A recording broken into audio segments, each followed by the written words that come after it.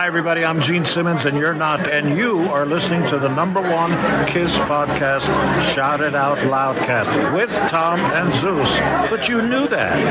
Now get out of here. Oh, boy. Here we go. This is Gene Simmons. Put that cookie down. KISS. Stop pressing the button. Stockbroker Simmons. Star? Stanley. Is that what he does? Stop shouting. My name is Frehley. He's not what you would call a handsome man. Oh, no. Here come the KISS times. Is that a positive thing? Okay. All right. I'm going to grab me an ice cold mellow yellow.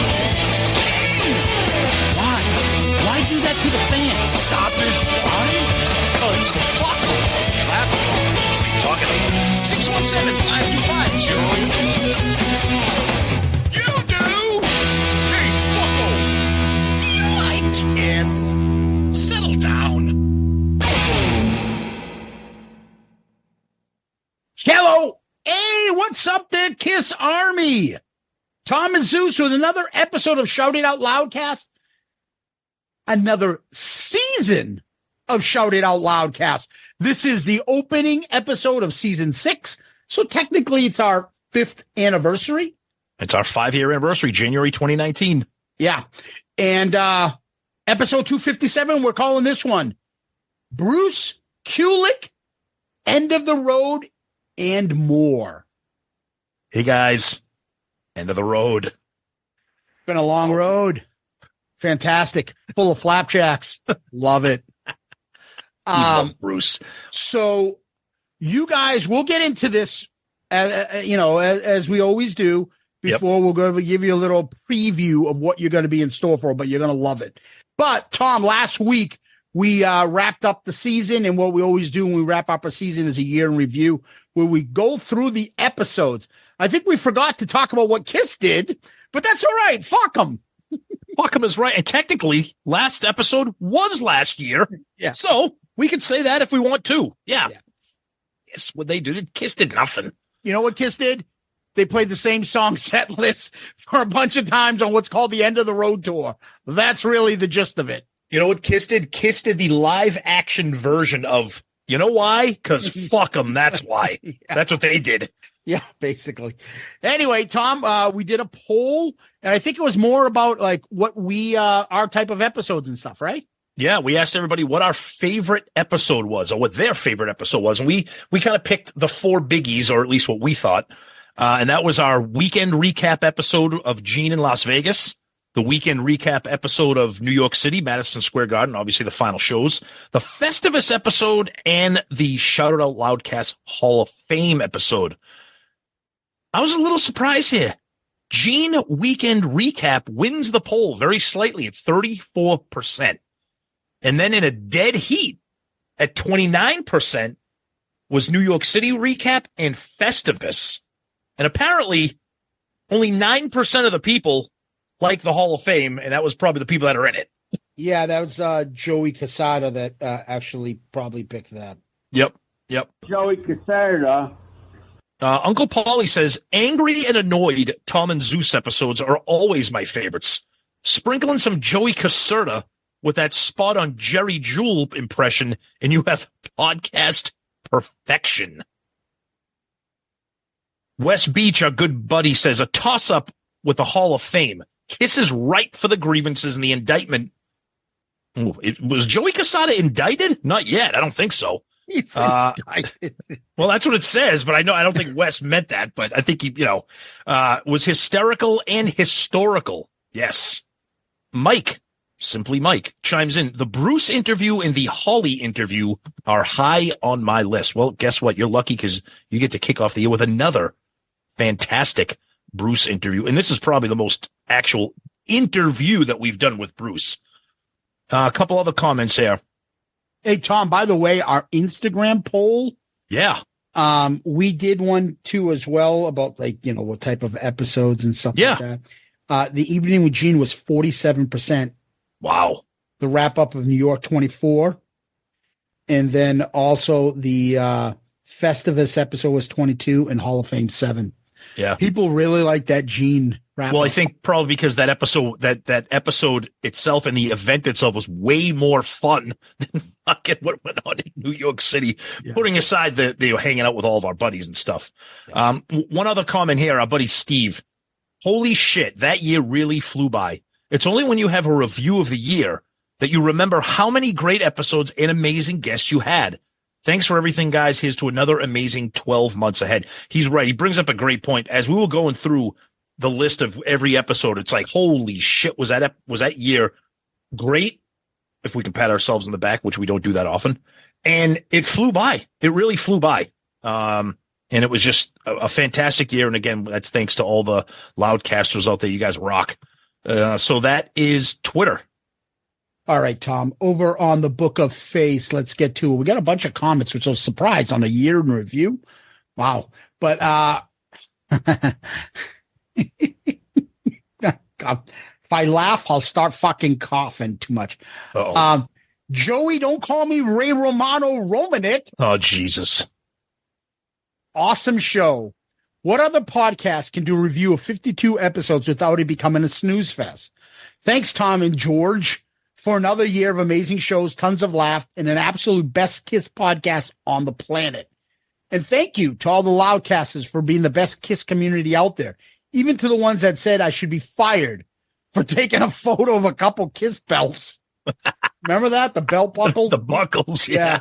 Happy New Year to everyone, especially you guys sitting on rented furniture. Nice, Joey. Yes. And then I think somebody put a Ray Romano photo up. And then somebody put up a Potsy photo. I think it's Murph and him Murph. Back and forth. That's right. Kevon Japson. Another amazing year, man. So happy what you guys have built. Finally, the hidden track is back. I love those. And what a shit story. You. That's true. The Greek Thunder from Down Under, Thanos Akratides. All right. Boys, what a great year. Thank you for giving us such great entertainment and making the weekend listening along with ARC and Dorm Damage midweek show so informative, funny, and enjoyable. Ultimately, thank you for being every bit as genuine as I'd hoped you'd be when we met in New York. I felt like I really known you guys for years, not to mention the other great Loudcasters, which we met along the way, Tally, Gary, and Morty. That will never get old. Hope all you have a great new year. Can't wait for the new episodes. Hopefully meeting up again future for more shenanigans. Yes. The great Tally Faulkner. Oof. She is turning into just a star. Yeah. Yeah. Oh, God. I'm not going to go there. No. Star? I have a running gag with her that she's going to be part of the Patreon tier. And there's always something like, oh, I used to wear those type of pants when I was young. I'm like, yeah, that's going to be part of the Patreon tier, the Tally Faulkner. It'll be the $50 Tally tier. Oh, yes. Yes.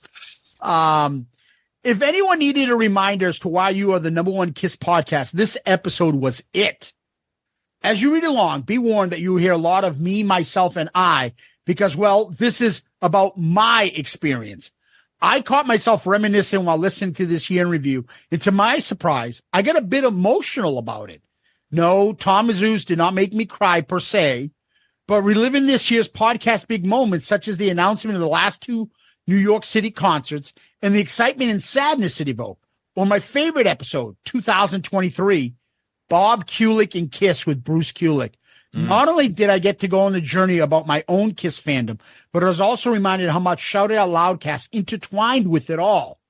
You guys have been a part of my life for a few years now, and to finally have met you at those historical concerts was certainly part of the highlight of my year's recap. I have found friends here because of you, Tom and Zeus, and that in itself deserves to be highlighted. I've been a Kiss fan for almost 30 years, and I, for once in my life, have people to talk about the band. You always thank us, the fans.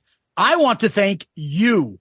While it's hard to imagine 2024 will be better than 2023 for the podcast, you guys have consistently delivered the goods, and I will be tuning in to partake on your continued success.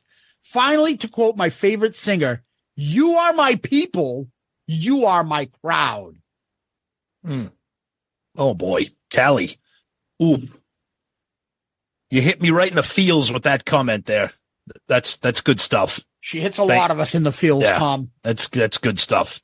That's all I can say. Yes. Future Tally Faulkner Patreon tiers coming up if you sign up soon, guys. Gary Cap, Hall of Famer. Hall of Famer. Gary Cap. This was the best year for Shout It Out Loudcast for many reasons. The best guests this year, the great topics, the humor, and for me, meeting more of the great people that makes this show what it is. The best KISS podcast, period. And when he says that, guys out there listening, that means a lot. Gary listens and is friends with a lot of podcasts. A lot of people, a lot of podcast people. And he says that about us. Yep. Now that is a great compliment, and that is why he is a Hall of Famer. But it carries weight. It carries weight when he says it. Yep. Thank you to Tom and Zeus for being great hosts and for being great friends. Great people like Tally, Joe Decker, Fanis, John Murphy, Brad Rustoven, and the many others that I've met are truly what make this community like family. Happy New Year to all the Loudcasters, and 2024 promises to be even better. Absolutely. Yep. The great Don Jameson. Yeah. Best to you guys in the big 2-4. All right. Yeah. Thanks, Don. Glenn Barth. Raise your glasses, boys. Shout Out Loudcast 2023 was the best. It's going to be tough making 2024 better, but I have a feeling you guys are more than up to the task. The anticipated release of your book with Joey Caserta is a great start. Looking forward to it. That book's coming along. We're almost there. We're cooking. Yep. Make sure you tell everybody about it. Yep. Philippe Melander, by far my favorite podcast. Good work and keep it coming. Thank you. Over on Loudcasters, John Whiteman. Awesome recap, and the back of the book segment was epic. That hot tale of a woman in prison had a penthouse forum energy and was described so vividly, I could almost smell it. Keep up the great work. Oh, God. Maybe I'll have a recurring segment where I pull incident reports that might have some level of humor to them, because I have access to the entire department. Wonderful. Yes. I can spend my lunch hour. Tom, what are you doing? Just checking out reports to see if any inmates have shit themselves. On Instagram, Junior Vintage. In celebration of Kiss's 50 years, Paul and Ace have decided to bury the hatchet and unite and do a covers album. The album will include classics like a duet of Jan Terry's Losing You and a dueling guitars version of Somebody Fought in the Minibus. Oh, man. Yes. Over on YouTube, History Masters Film says, was thinking the same thing that the guy from Frozen Tears, that's Thanos, by the way. That is Thanos. Said about Desmond. He, of course, was on other shows, but his interview on your show was the best. Very cool. Thanks, lads. Thank you. Appreciate that. Tom, that's what I got. Over to you, buddy. All right, let's blow through a few emails here. Our buddy Tony Barone. Just listen to the year-end episode, and it is amazing when it is all summarized on how many awesome guests that you had. You should be so proud. Thanks for building a great community of music fans. Looking forward to 2024. Thanks, Tony. You should be signing your emails. Thanks, Tony. Class of 2023 Shout Out Loudcast Hall of Fame. I was just going to say, we can't talk about these people unless they have Hall of Fame in their resume. Exactly. Right. We got one here from our buddy Scott Greer. What a great year. I know that after listening to this episode, I'll be going back to listen to a few of them again. Seriously. Holly Knight, Desmond, Bruce, D. Snyder, Meeting Gene, End of the Road concerts. Holy fuck, what a year. Michael DeBar was great, and I loved him as Dog in the Scum of the Earth episode of WKRP. I love the show with Gas. After hearing that episode, I bought the tickets and went to Austin to see his show. We'll be seeing him more when he comes around within driving distance. Safe to say this past year was the best year for you and all the Loudcasters. Then he shares a little bit of a personal note that I'm not quite sure he may want read on the show. But Scott, we appreciate that very, very much. Thank you so much for sharing all of that. You're a big supporter, and we appreciate that very, very much. This one comes from our website, shoutoutoutloudcast.com. When you guys send us messages on the website, they come to us in the form of an email. This comes from Anthony Hunt. His subject is, I finally found my way. Ooh. Hey guys. I'm one of the newer listeners from sunny Australia, and I just wanted to say I'm loving how you guys present your show. Finally, some humor from Kiss fans. Thanks for what you're doing, and keep up the good work. All right, Anthony. Oh, I love that. We love those kinds of comments. And we're going to wrap up feedback with another submission on our website, shoutoutoutloudcast.com, that comes to us in the form of an email from Matt Murphy. As we enter a new year, I wanted to drop you a note to say thank you for the laughs and entertainment. Before I discovered you guys, I listened to another Kiss podcast that turned me off with their insider and pontificating.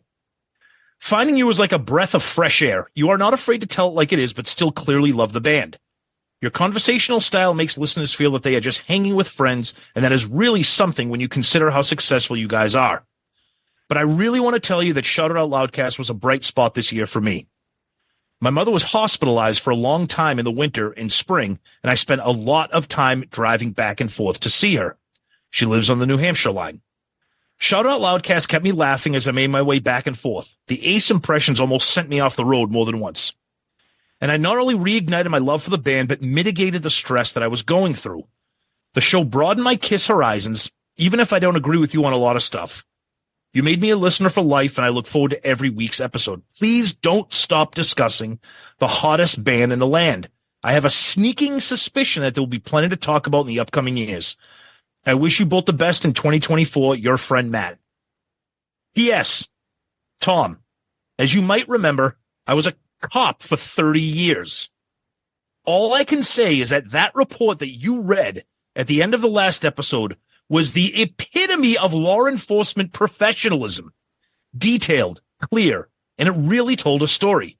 It really brought the incident to life like we were there. No need for a scratch and sniff on that one. Your friend, Matt. Well, Matt, thank you so much. Amazing, amazing stories. We love when people share personal anecdotes about the show and your Kiss fandom. And we just can't thank you enough for everything that you contribute as a listener and sending us messages and emails. And for that, my friend, you are the first comment of the week of 2024. Good answer. Good answer. I like the way you think. I'm going to be watching you. Matt, thank you so much. Really appreciate it. You've been great. And this is just another reason. And what a way to start off season 6. Thank you. And Tom, another thing to be thankful for, season 6, our Patreon family. Patreon is where people can help the show. They contribute monetarily. And then in turn, they get some perks from us, whether it be merch, involvement in the show, and it helps build the show. And their support and contribution goes a long way for us. And it really means that that we get to continue to grow, continue to perform, continue to do the show for you guys. And we can't thank the Patreon family enough. It's become like a family. Those in the family know what we're talking about. We actually have the Demon Tier video chat coming up soon.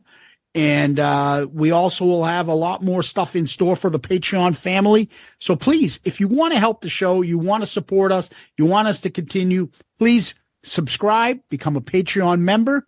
You can find out all about it right from our website, shoutitoutloudcast.com. It's right on the landing page, or patreon.com or Patreon, the app. Look for creators, Shout Out Loudcast, and read all about it. And hopefully you'll join the family and join in the fun. And we really thank our Patreon family once again, and we appreciate your support. Patreon, you guys rock. We say it every week. We're eternally grateful for everything that you do, and we like to give a little bit of something back to you for all of your support, including getting a sneak peek at what the episode's going to be on a Thursday, getting involved in what we do for our Flashback Friday social media posts, picking an album for Album Review Crew, and so much more, including video chats and just interaction on the Pantheon website as well. So please check us out, pantheon.com, or go to our website, shoutoutoutloudcast.com, click on the Patreon link and find out all about it. So we thank you guys so much, and we wish all of you a happy 2024. Tom, what we do next is we go to Kiss World. What's going on over there? Well, Kiss themselves are relatively quiet from a band perspective, but Ace Frehley has taken it upon himself this week to pretty much shit on everybody, from Tommy Thayer saying he should get back in the breadline to saying that Black Sabbath were a little standoffish when they toured with Kiss, to claiming that Eddie Van Halen and Yngwie Malmsteen's guitar solos suck and his are better, to also him saying that he wants to make a movie. So honestly, it's exhausting keeping up with this guy, and I know he's got an album coming out, and Kiss always used to say there's no such thing as bad press, but this fucking guy has become absolutely insufferable. I don't get it. I don't understand what he's doing. It's funny because I was commenting last week that his girlfriend has been putting videos up of him. Yep. She resorted back to her being on the camera, and they put up. And what did he say? Yeah, what did he say? A video up of them walking New York City, and then she's like, "Hey, say hi. Hey, say hi, Ace." Nothing. Crickets. He's not talking. He's just walking. And she keeps showing the video of them walking. And eventually goes, you keep promote this. You just loves to promote herself. Yeah. And you could fucking tell the shit hit the fan afterwards. All of a sudden, Ace is answering comments on the post in Facebook. People are like, Ace told her this and this, that. He's like, relax, buddy. I was just joking. Signed Ace. And Ace is responding, people, oh, it was just a joke. I was just kidding. You know that was her doing damage control. Yep. I honestly think something's getting to him. Yep. Like, enough of this shit. I'm reading. Maybe he's reading the comments and seeing how people are like, dude, what the fuck, man? Stop having her put her video of herself on. And he's challenging her. Stop fucking promoting yourself. Yeah.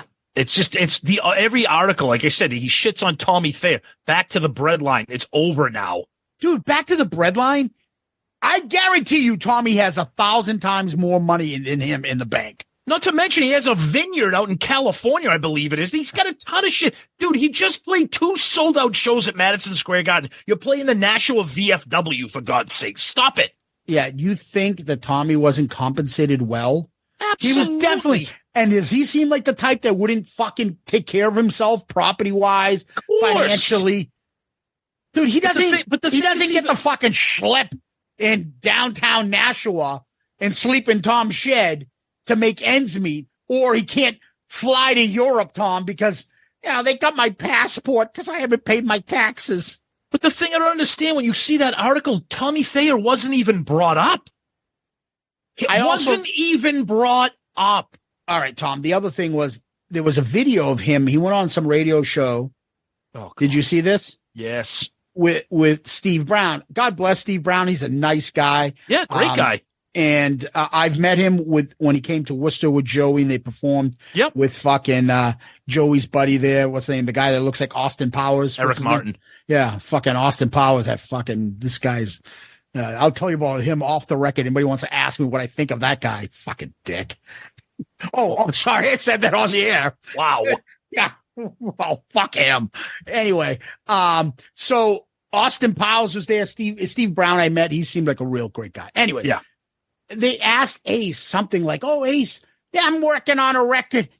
What is this, my 5th or 6th record? Heck, Kiss hasn't put a record out in 20 years. Like, I know. Like, no one asked you. No one asked you. Exactly. That's my point. Bringing it up, dude. He can't not. And to sit there and bring up Tommy Thayer's inability, a guitar technique, and then pile on by saying back to the breadline. Back to the breadline? That doesn't even make sense, Ace.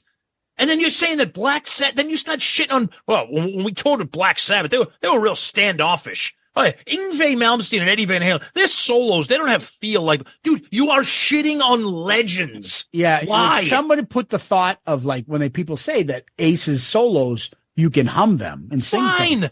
Okay, Fine. great. What do you think that means, that Eddie Van Halen solos suck? Like, what the fuck is wrong with you? Well, guess what? Fucking Ace, go ahead and play the intro to fucking Mean Streets. Can you do that? No, you can't. But you don't hear anybody saying that you can't do that. You're different guitarists. What is it? What is in it for him to do that? Tommy can just imitate me, and he can't imitate me. He is imitating you. You know why? Because he's in Kiss. He's playing Kiss songs, you fucking idiot. What do you want him to imitate? Fucking George Lynch from Dawkins? He's not going to imitate him. He's going to imitate you. The fuck, man. It's just fucking bonkers. And the funny thing is, Zeus, me and you were talking about this week on social media. Even the fucking Ace cult is like, all right, enough. Like, even they've had it with him. Even the pro Ace stuff, or people like web pages and stuff, people are like, Jesus, he needs to cut the shit. Good luck. You thought the Ace cult is strong? Good luck insulting Eddie Van Halen online. When I saw that in like non-Kiss posts, like also, the comments were brutal. Who the fuck is this deadbeat? He hasn't done anything creative since 1978. He's fucking giving Eddie shit. Like, yep. And this is the kind of shit that Paul sees, and he's like, huh, yeah, I'm the imbecile. Yeah. Well, but speaking of Paul, as if fucking pandemic Paul wasn't insufferable. Now we have pontificating Paul, as he always does that. But I said this, I'm like, Jesus Christ, Mike. Now that Kiss is over, now it's Paul Stanley unleashed, talking about, oh yeah, you're entitled to your opinion, but at what cost? and then he's taking pictures of how to take care of fucking dude. I love that basil. And he's like, when you have fresh basil, you can always put it down on a piece of paper, flatten it out, and freeze it. Dude, you're fucking Paul Stanley. How cheap are you that you have to freeze basil? You can't go to the store and buy it for $1.50?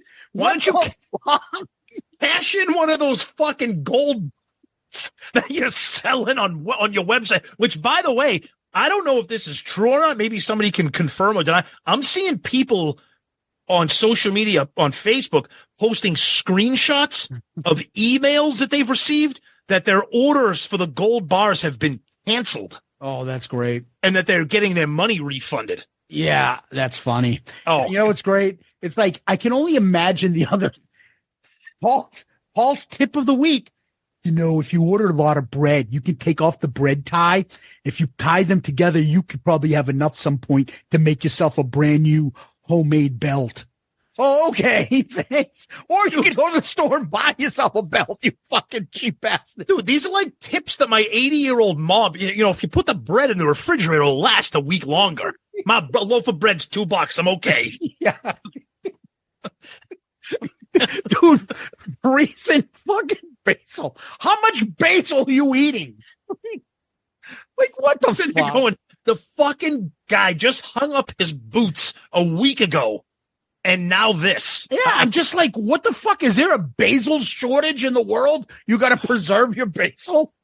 Just, I already hate the post-Kiss world. I hate it. Yeah. I hate it. Well, get used to it. But other than that, crickets and Gene did his event at Electric Lady. We did talk about that a little bit, and some pictures and videos are coming out. Of course, Gene's awesome as always. Yeah. Well, that's what's going on so far. Yeah. Let's take a little quick break. I want to see if Ace wants to talk about anything else before we go to break. Yeah, I listened to John Bonham play drums before, but if you listen to Peter Criss down last week, I think he could do just as good a job on Good Times, Bad Times.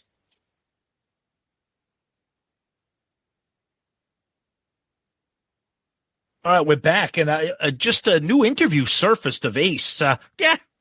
This guy Elvis Presley, they call him the king. I'm not really sure about that. I've seen what he can do. It's not really that impressive. I've heard some of those songs, those dance moves. That's what I look like after a bottle of Jim Beam. I can shake my hips that way, too. Just give me a couple cocktails. Guy's no king. The only thing I like about Elvis is he's got a place called Graceland. Well, I got a place called Aceland. It's in Nashua, New Hampshire. It's a tool shed in the backyard of some podcaster named Tom. And in there, I've got shelves. I've got jars of cashews. I've got some soda and some fountain colas hidden in the back of the yard. They don't need to be in a refrigerator because it's pretty cold in Nashua. And I've got piles and piles of Ace socks all over the wall. You realize that's the new thing now. Somebody needs to make a visualization of what Aceland looks like. It's your shed in your backyard. That's true. I'll just post a picture of my shed. Back in the bread line, Tommy. Hey, by the way, Tom, can I have some bread? You hook up the space heat in the back. It's getting a little chilly. God.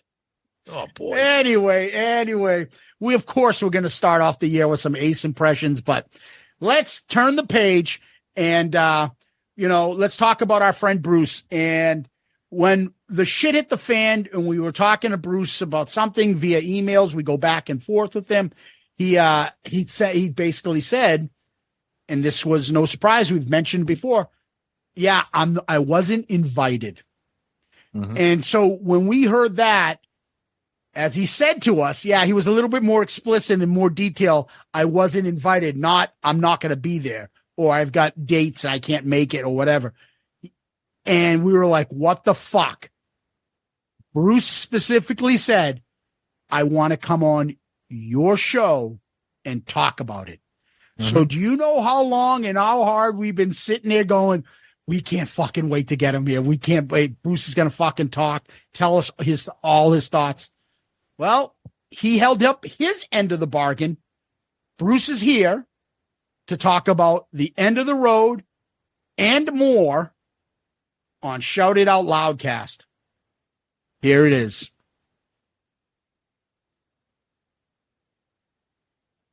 All right, we're kicking off 2024 and our 5-year anniversary of Shout It Out Loudcast with one of our favorite guests, one of your favorite guests, and one of everybody's favorite KISS members of all time, the great, the legendary Bruce Kulick is here. And boy, do we have a lot to talk about, Bruce. Welcome to the show. Happy New Year, buddy. Thank you. Yeah, Happy New Year. And, I'm a fan of your show. And thank you. We've met in person, of course, at Gene's event. Yep. And probably other things too. And Creatures Fest. Yeah, Creatures Fest. And you guys always have a fun, kind of like platform, to discuss KISS, and you have a good sense of humor with it too. So it's awesome. Wonderful. We're glad that you see that. You forgot to put one part in the introduction, Tom. Uh-oh. And I can't believe you did that. Oh, Shout It Out Loudcast Hall of Famer. Bruce, you made our Hall of Fame. Oh, okay. That's right. I'm sorry. I get so excited when Bruce is on. All the accolades I get mixed up. Yes. It doesn't seem like I'll be in the real Hall of Fame, but the fans know that. but Bruce, the next best thing is the Shout Out Loudcast. Absolutely. So I appreciate that. The only bad part about this, you have to share the Hall of Fame with Joey Casada. So that's the number one, hit it, Joey. There'll be others. That's right. Yeah. So Bruce, this is obviously very exciting for us because throughout this whole process, the end of the road, KISS going through, everybody's excitement, all sorts of rumors, everybody's talking. We had reached out to you because we were hoping to run into you in New York. And prior to anything happening, you sent us a message. Now, obviously, we kept it private. Yes. You basically told us, guys, I'm not invited. Right. And me and Tom were both like, yeah, it's so hard to hold that in and be like, are you now this is us, not you. Are you fucking kidding me? Bruce isn't invited. So, I mean, I got to hit you with that first. When you tell me and tell Tom and the KISS Army, you weren't invited.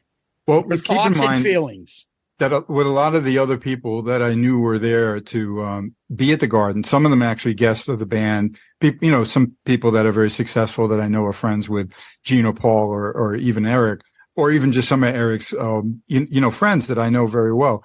They're all descending upon New York City. And then quite a few of them reached out wondering if they would see me. And in that case, my response was just like, no, I'm not in New York and have a wonderful time. You know what I mean? You got the little more, informative thing. Cause I know at some point we'd talk about it. Okay. Yeah. So I want you to know that was not my standard response. Although I think there was one day I was feeling particularly snarky that I wound up, responding to a fan on Facebook. I wasn't invited. Why aren't you going to be, you know what I mean? And some people picked that up. I mean, I wasn't trying to make a mission of, getting into that, because that, me being there or not isn't the biggest story of that final night. The final night was going to be what KISS wanted to present. And certainly, a lot of fans are very disappointed with how they chose to handle that. That's all I keep hearing. I accepted a very long time ago that I wasn't going to get an invite. And that started with, you remember when they announced the original last 50 shows? Okay. Yes. Right. Which turned into like 55 and then, or 6 and then -3 when, Paul was sick and Eric said he was really sick. So, what happened was Doc McGee did a lot of press. Okay.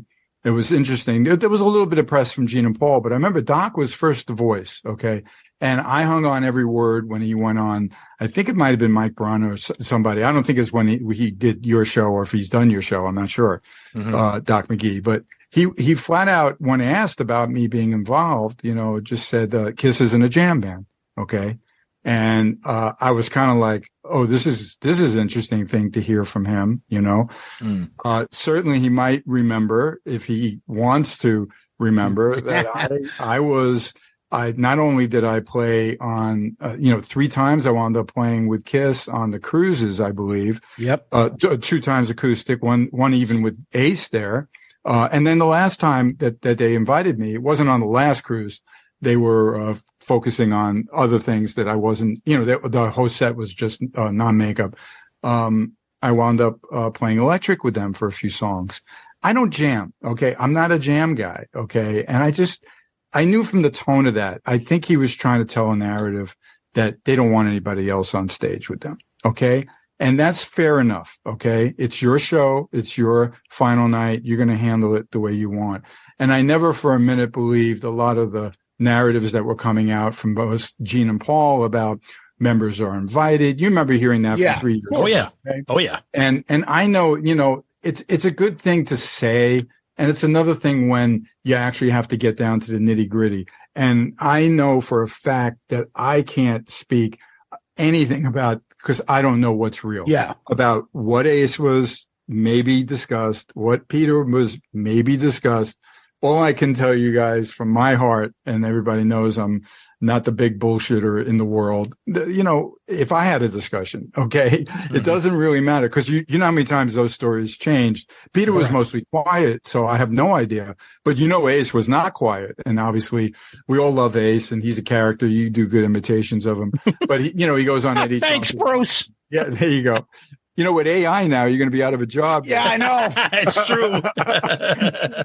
So, in the sense of those guys who absolutely take precedent on that last night over me, because without Ace and Peter, they wouldn't have been the KISS that we all love, and what was able to give me a platform from my era, and et cetera, et cetera. And then for them to celebrate and be in makeup with the reunion with even Tommy and Eric, using those characters for right or wrong when the fans don't like it. But let's face it, those guys are pros, so they did it to the best of their ability. And that's why it was a functioning, working machine. And it just seemed, from what the fans told me, because I know my take was no expectations, no hope that I was going to be a part of this, that I did not expect my name to be brought up. I didn't expect anything from the tone of Doc's interview. Okay. Nothing would happen regarding my era other than, all right, the tour book has some things through the years and occasionally there's a photo on the stage. But this point of not ever mentioning, and this is what I heard because I didn't watch the pay-per-view, but nobody was ever mentioned, to not discuss history on your final night, I think was a really big missed opportunity by the band. Okay. I don't feel it served the narrative years, right? Now, let's not forget the avatars, because I think it was something that could have clouded the entire decision as to how they want to handle the last night. They obviously spent a lot of time with some company, that pitched this idea, and very few people really know much about it other than what they've told. Okay. And of course, they filmed themselves to be able to create the, that God gave rock and roll, which I have a little guilty pleasure in hearing my guitar blasting through the garden at the end of the show. Yeah. Interesting. Yes. Kind of odd that the biggest connection to my era and history with me is the Avatars. For right now. Yeah. That's not the purpose of the Avatars, to do the Revenge album. Clearly that's not it. But it's such a great song. They couldn't leave out that. Otherwise, they didn't play anything from my era. You know that. They hadn't been concentrating. In fact, I believe the last show was very similar to the previous ones, from what I was told. Yes. All I could say was I think there was some, angle that they figured, all right, we did it, we made it. This is it. Let's celebrate. Let's face it. The promotion in New York was huge and well executed, except for the golden tickets and the stuff for the fans. But I'm just saying, in the sense of promoting that Kiss is ending in New York, where it all began, was amazing, between, the Statue of Liberty and the New York Post and all the pop-up stores and the merchandise. They're amazing at all that. And you can tell, though, with the decision of ignoring History on the last night, and then the final thing with the smoke, and then all of a sudden Paul's voice, I don't know if he did that live or that was off of the, the intro of it. I couldn't tell where he mentions that Kiss will be immortal. Okay. And then all of a sudden that starts and everybody's like, what is this? Okay. Now I got to admit, there's something really, we can debate the Avatars until we're blue in the face. It doesn't really matter. It's not ready yet to sell, to see what the market is. But for them now, the Avatars, I think they lost sight of everything they did and only wanted to concentrate on this, eternal version of Kiss. Okay. And the bigger shock for me personally was, wait a minute. And, Eric's my friend, Eric Singer, and it's Eric as the Avatar and it's Tommy as the Avatar. And they both look more like the real people than even Ace rather than Paul and Gene. Yes. And that brought up a lot of like, whoa, I got to talk to Eric about this, even though what Eric is like, I don't know anything. You know what I mean? It was just like, we went in one day and we did this, and they knew they couldn't actually sell it or do anything for a long time. So there wasn't even a conversation. There was nothing to talk about. I would have done the same thing if I was in the band at the time. Oh, put the suit on. Let me do my thing, but why would they not? All right. So let's go through the logistics of the last night. Opportunities missed. Okay. You're not going to invite Ace and Peter. It's too difficult. It's the relationships are too complex and it's like a dysfunctional family. I get it. Yeah, everybody knows I get along with everybody. There I am jamming with Gene here in Las Vegas, and Paul keeps in touch and he always says kind things. And but I'm not, I can't necessarily be the one to physically be there when Ace and Peter are clearly not going to be there because of whatever went down with their supposed discussions. And again, I have no facts for that I can really speak. So then no one should be there. Nobody should jam. Okay. Nobody should get a shout out. Okay, fine. Then you don't, well, what I mean by a shout out, I mean point to them. Like the way, like at a wrestling event where they bring out and they celebrate a former wrestler or something. So they chose not to do that. Then certainly the names could be said. Why not? How do you ignore an Eric Carr on your final night of your career? Okay. How do you not maybe mention, besides, I don't want to sell any more, that Ace and Peter should have been mentioned and been a part of that in some way. And then, of course, me and maybe even a Vinnie Vincent or Mark St. John, whatever. You definitely could have mentioned them, or I would have thought, and I would have pushed for it if I had any, kind of say in the Kiss organization. You do the way I love the way Paul McCartney would show like these incredible videos that start his show, warm up the crowd. Why couldn't they connect? You spend all that money on an Avatar, and I get why you want to make the band eternal. Okay. But you're forgetting that after 50 years, there is a 5-minute montage of some of the highlights of the career. What a missed opportunity. It was so shocking. The fans walked out of there in a daze. All right. The Avatars obviously surprised them. Plus the show was the same as other nights. And I get the way the Kiss fans are. They're addicted to the band and they go. But certainly for the one night that you're going to wrap this up. And I knew it was real that they're wrapping it up, to not honor or discuss the history. This isn't about mentioning me in particular. It's the entire thing. And it was really a head scratcher for me. Totally. Bruce, before you heard Doc's comments about Kiss not being a jam band, which I think he's kind of speaking out of school because you guys jammed at MTV Unplugged when they brought Ace and Peter out. Yeah. Well, that was actually rehearsed, though. We were ready. No, I know, but there was still a celebration there. Before you heard Doc's comments, were you hopeful? Were you expecting? Did you have any mindset of being like looking forward to this, or because of whatever was going on in Kiss world, were you not even expecting to be part of that?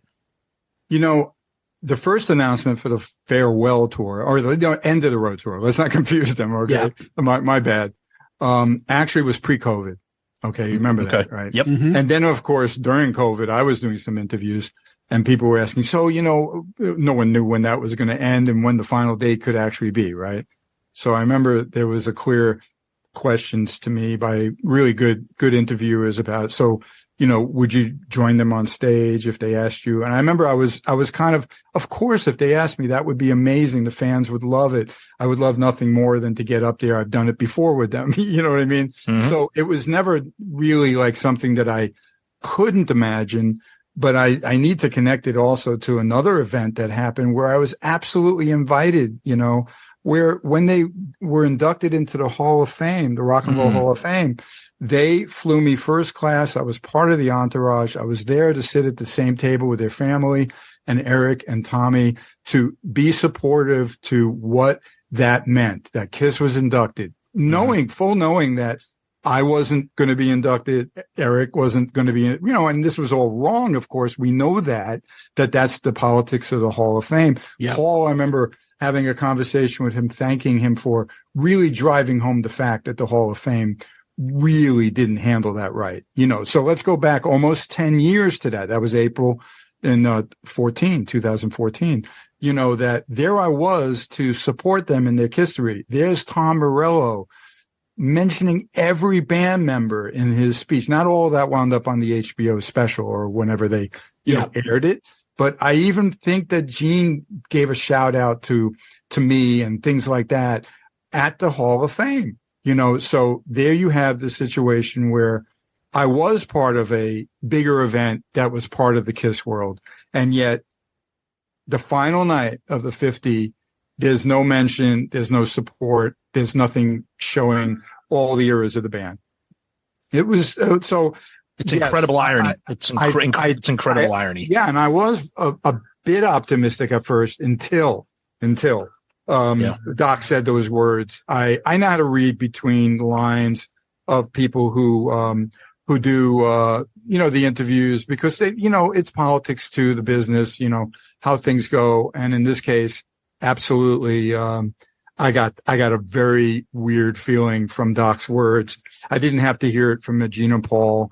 I just had to go with the flow that, of course, if they asked, I'd be there with bells on. And if they don't ask, what am I supposed to do? Crash the party? I wasn't invited. Yeah. Simple as that. Yeah. So two emotions that I would think if I'm in your shoes, I'd either be extremely hurt or angry. Do you a little of both? Neither? One or the other? I've been in the business too long. I've worked with enough people that you get thick skin. You just don't let it get under your skin.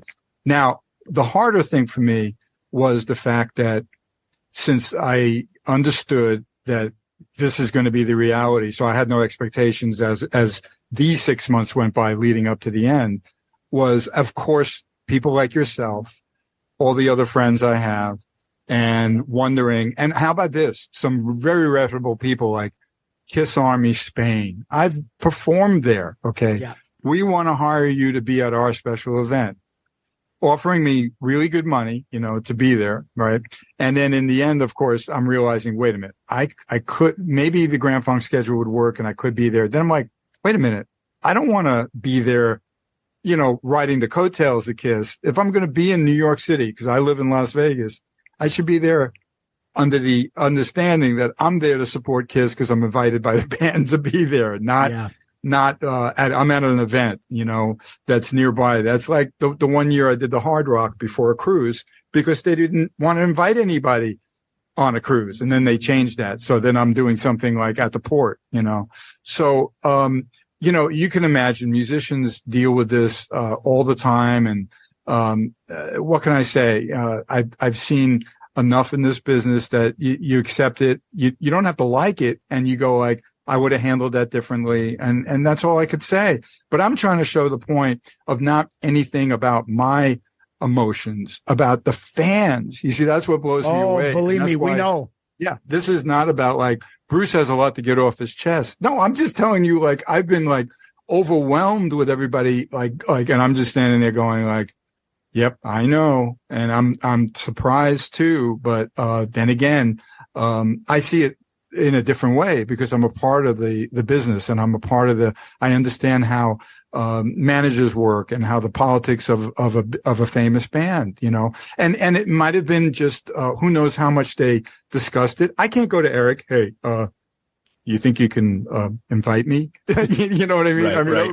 That would be awkward. Of course, Eric would get me a ticket and get me backstage, but it was easier for friends to be there, those tight friends. It was easier for, Gene's family and Paul is really tight. I know he loves Desmond Child. He's such a brilliant writer. They go way back. Okay. I had the fortune of writing some songs with Desmond and Paul, so of course he's there. And I get it. There's no baggage with that, is there? Okay. Chris Angel was there and I think he was interviewed. He's a super talented guy, so popular here. And I know he's really tight with Paul. So they did invite some friends and family, but I think when it came to the band member kind of situation, it had to fall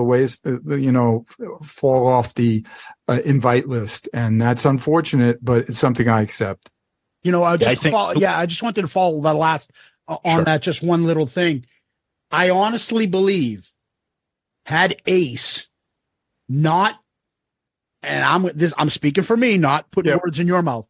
Had Ace not done that whole Eddie Trunk, I'm going to if you don't apologize, I'm going to release all get it so ugly with Paul.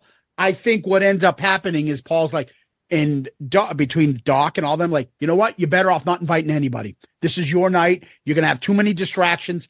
Don't invite anybody. Had it not been like that, had Ace behaved like Peter, I think you all would have been invited. You would have been right there because I get he's friends with them, but you're not only friends with them, you're also a member. There's no reason why you're not on the side of the show. Because Tom and I were both second row that night. We saw them all. They're right on the side.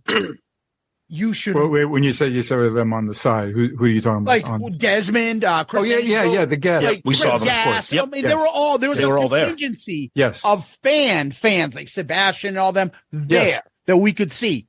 Yep. The hell is Bruce not just as a friend? Right. That's the one part that I think did bother me. And I told Lisa, everyone knows how great she is in my life, in my world, and she gets things. And not only because of her talent and beauty to me, but just, she just knows how to, if I'm, tweaked about something, you know what I mean? She knows how to talk to me. So I remember this conversation we had.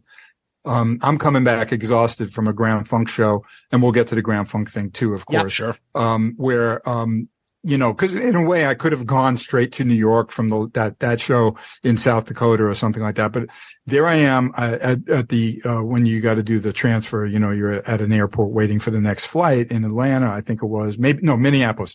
And I'm like, I'm looking at Facebook and I see so many of these people I know, so many of my friends, so many of the cruisers that I've gotten to know on a first name basis, from the Facebook pages and the groups and everything. And it's like Mecca, New York City. They're all heading to New York City. And I go to Lisa, you looking? Cause I knew that weekend was going to be a little crazy. Yeah. There'd be a lot of people reaching out and I'd be seeing all this, right? Knowing that I'm not there and I didn't get invited to the party. Okay. And knowing that people like you and these other people would be like, why isn't Bruce here? what you just said. So I just said to Lisa, what does it feel like, there's a cruise going on in New York City and we weren't invited to be on the cruise? Because at least, and I have to always thank, Paul and Gene for that tremendous invitation. Once I got on there, everybody realized that this is really this is celebrating Kiss Theory on the cruise, because they know I'm going to do a set of the music that they don't need to cover. They don't want to cover. They don't, that isn't covered. So then it becomes like a very happy ship, and so I was like just comparing it to that, even though their shows on the final tour was certainly not representative of like what happens on the cruise. They stuck to mostly the non-makeup years, et cetera, et cetera. And I noticed even in the last year, they started dropping off more of like the Crazy Nights and the, My Era, anything if they ever did any of those, or even Live God Gave. So I just kind of, like I said, I felt like that was, I wasn't invited to that party. You know what I mean? Yeah. That, and then Lisa was like, Bruce, it's better that way. Don't you understand? Because then if you were there, then where would you be able to go? And then you'd have to be, if I was treated like part of that Hall of Fame entourage where I was like, with Paul, mostly with Eric and Tommy, actually, and Keith LaRue and everything. And we all hung out and we're all brought over to the Barclay Center where they held the thing. You get what I mean? I was part of the Kiss entourage. So exactly. Yeah, that would have been, and they're not ready for that either, for me to be suddenly part of that. But let me go back to that comment you made about Ace. Absolutely. I think there were things said publicly that got out of hand, that didn't help how maybe the last night. And I don't think Ace did that unintentional. We all love Ace and we all know that maybe there isn't an edit button. I don't know, but, let's not forget. And I'm not trying to say this to freak out anyone. It was public. Ace starts talking about how much money he wants and he's putting that in the press. It's all fine. We all know if you're in the music business, you really don't want to do something. You say, I want, and you make an outrageous demand, and then it never happened. Oh, he wasn't available. You know what I mean? Right. So, but Ace is actually telling him, people like his fans on Eddie's show, I don't like talking about money. I never do. I have other people to do that for me, but he's spitting out these figures. That's just like, it doesn't help the narrative of anything. Because I would have done it for nothing. Just take care of my expenses and bring me out there. You know what I mean? I wasn't paid to do the Hall of Fame. They just asked me to be there. Okay. And it was real important. But look, how their relationships have developed through the years and all the ups and downs. Cause let's not forget Paul doing a video and supporting, Ace's, one of the records that came out. And so there's always these hot and cold periods. Yeah. And certainly I hope everyone knows out there, as much as I was aware I wouldn't be there and it was going to be a very complex, like information for me to hear. I didn't know what they were going to do or not. But the night before I knew that I needed to put up a post congratulating them.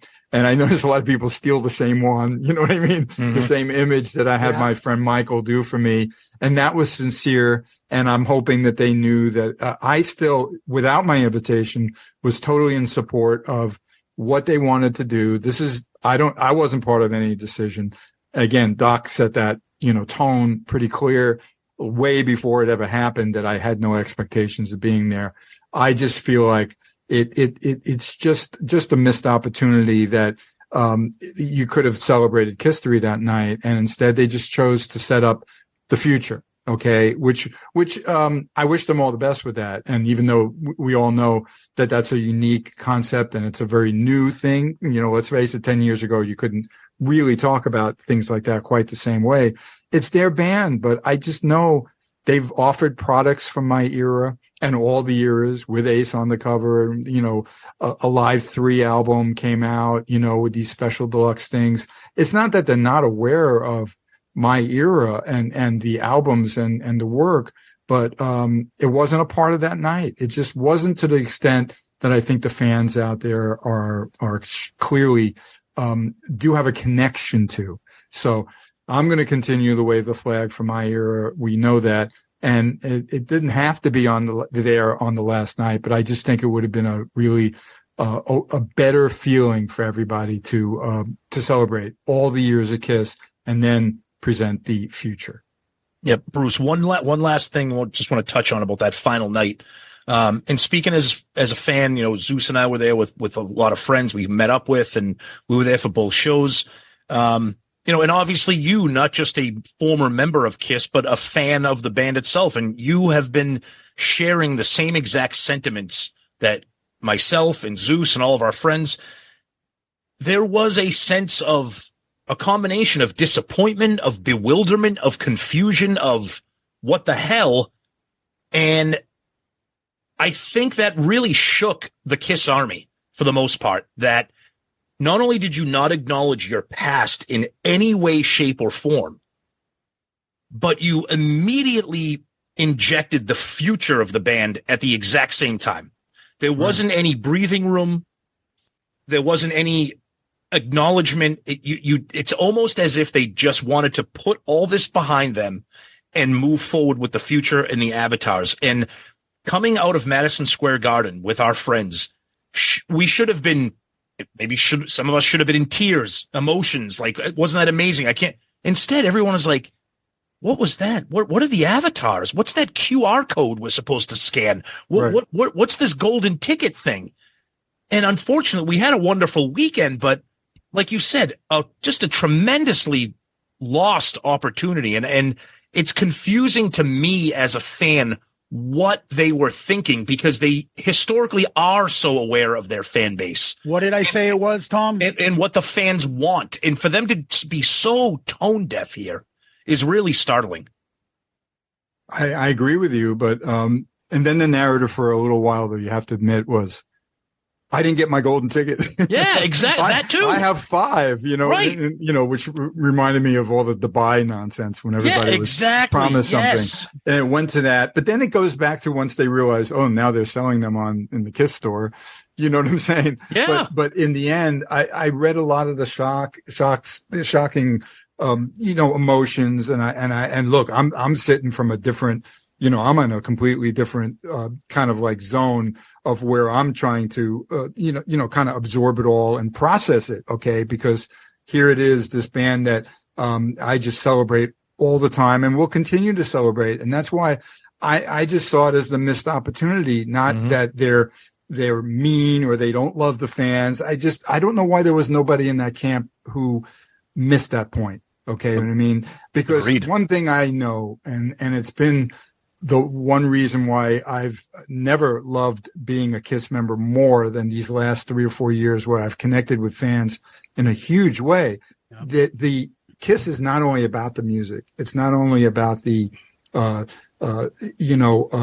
those great performances and everything to celebrate, and that first time you heard it and where it takes you to, all that connection that people have with a band.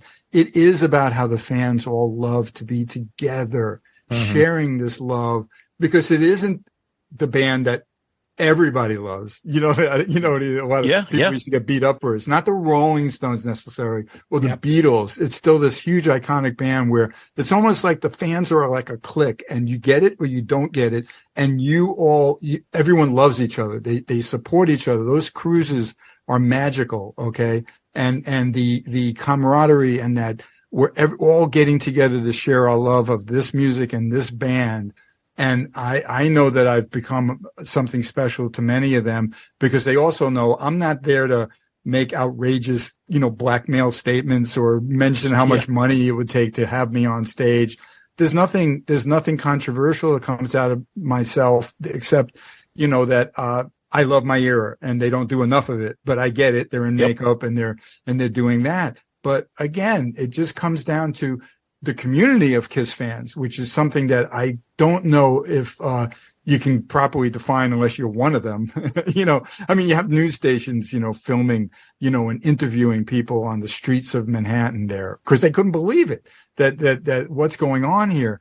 But those people have to say it loud and clear, that history matters.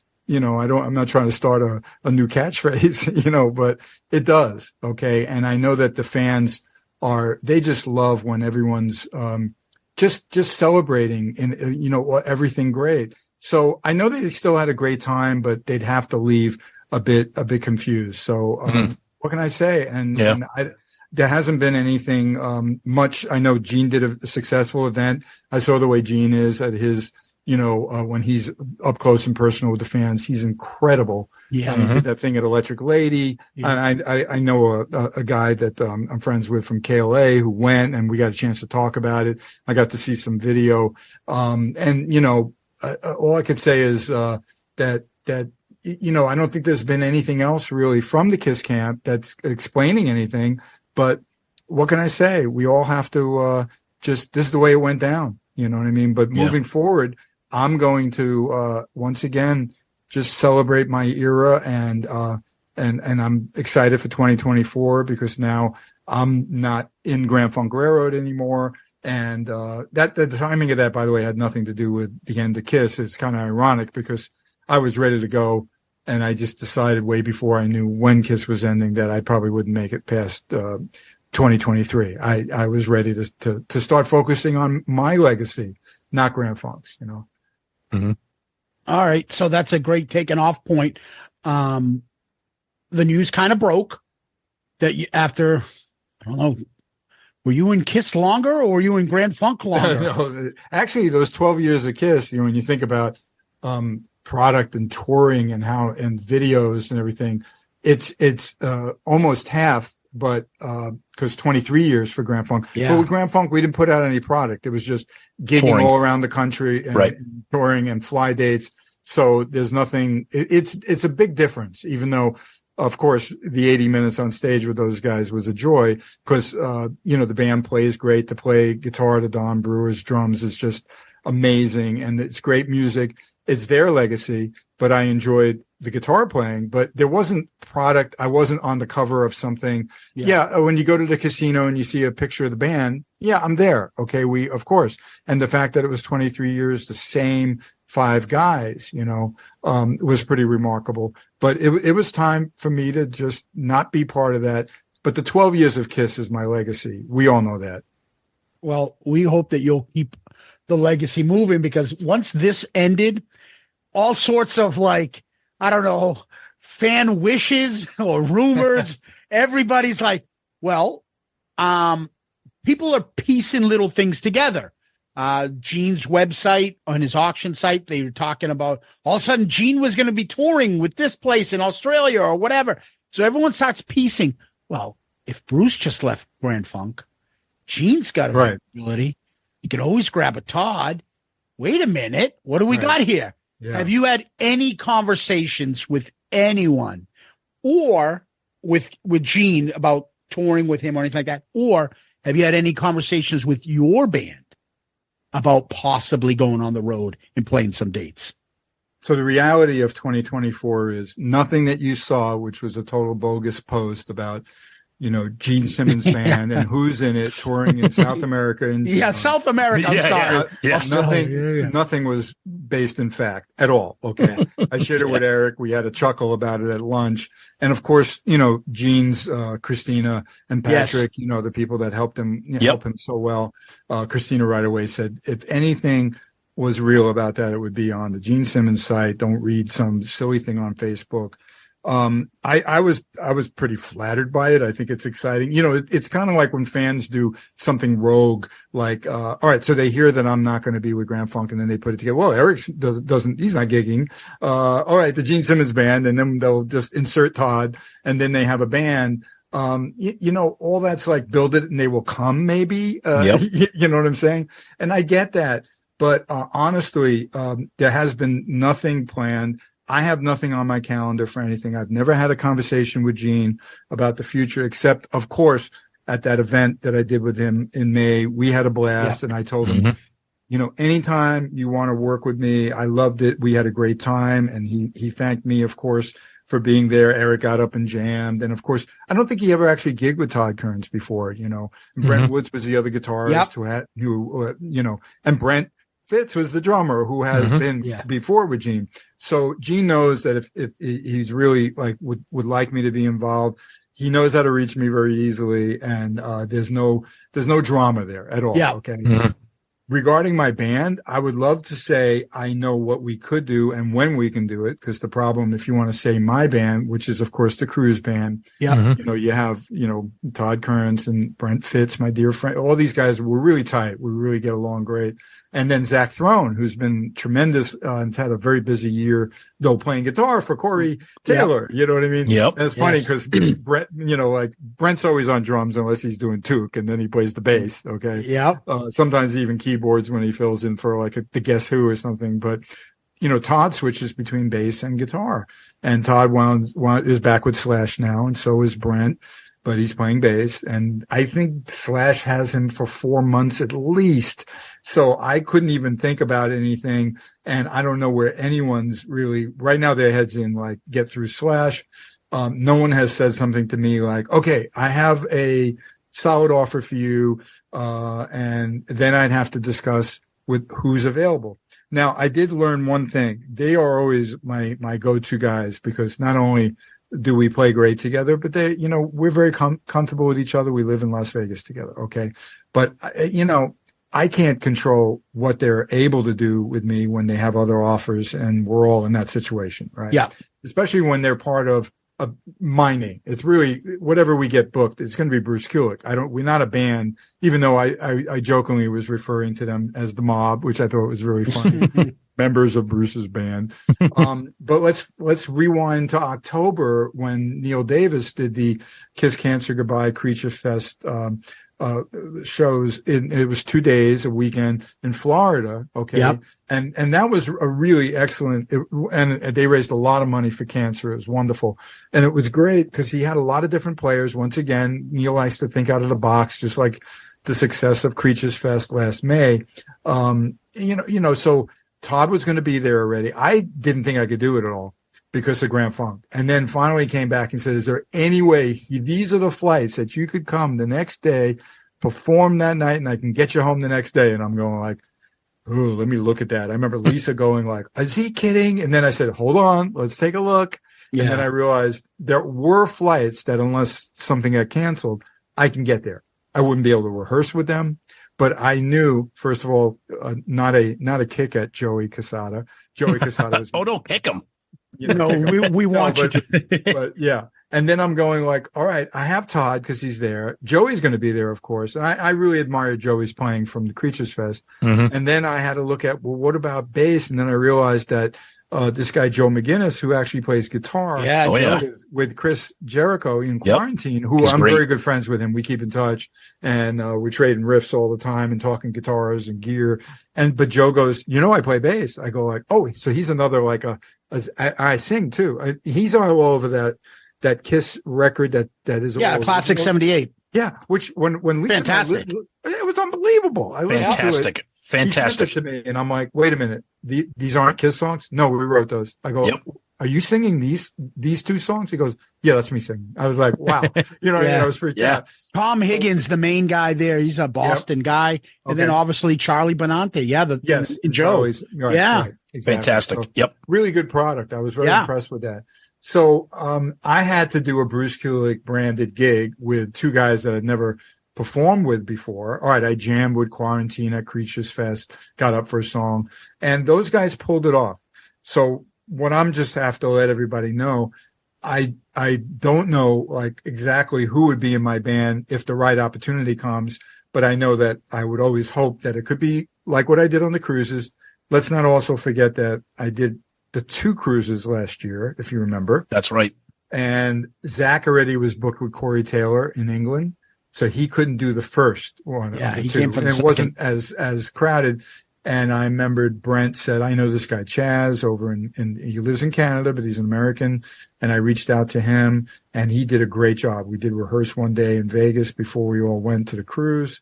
I thanked him, and then Zach got on the boat, and I had Zach for the second cruise, which was really interesting.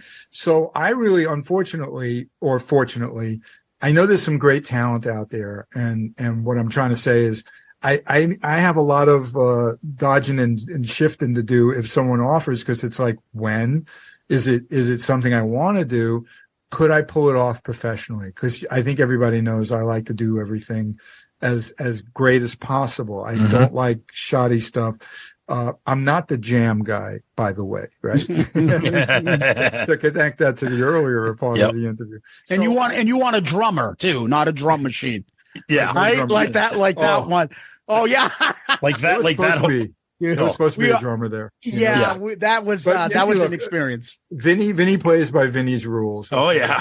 and I was really surprised how kind Ace was to Vinnie in that last interview that he gave, talking about all the Kiss guitarists, because as much as, Vinnie, and I talked about it after the event, look, he was very nice to me, and he was all over Lisa because he loved the pancake site. Can you believe that? The idea, well, maybe I can believe that, but he was so excited to meet her talking about pancakes. But, what Vinnie did was very unusual, very, very out there. But it wasn't what we were expecting. And it was actually Ace and I having a conversation saying, we have to do this. We'll do it for the fans, and let's just do it. He said, if you do it, I'll do it, and we'll do it. And then in that interview, I don't think he remembered anything that happened that night. You see what I'm saying? Oh, yeah.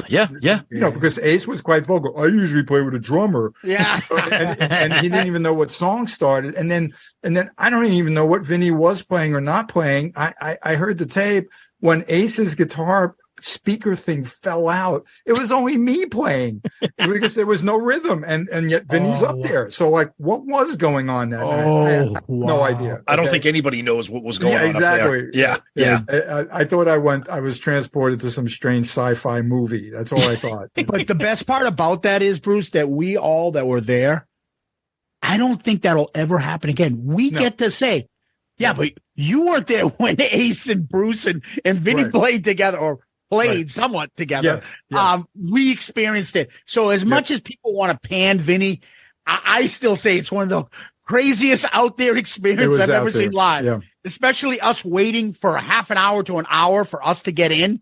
And we're like, I think we can hear somebody noodling up there. And then they just opened it up the door. Yep. And everyone just walked in, and he's up there playing. That was insane. It was quite honestly, we all know that Vinnie's very, very unique. And kind of eccentric in many ways. And that's fine, because meeting him in person, he knows how to put on that very, very kind, smiley face. And that's you wonder. Oh, we felt it too. Yeah. We met him. My advice to him, put the music out, share the music, make a commitment like what you're offering, and do it. And the fans will be very, very happy. And I just don't know if that's in his world, but that's all he needs to do, because his shall I say, his influence and his provenance of in Kiss is set in stone already. It's Lick It Up, it's the songwriting, it's some of Creatures, whatever it was, and whatever it has been, even the revenge songs. It's never go away. But respect that, and then carry on and do your music and share it with the fans. They want to hear it.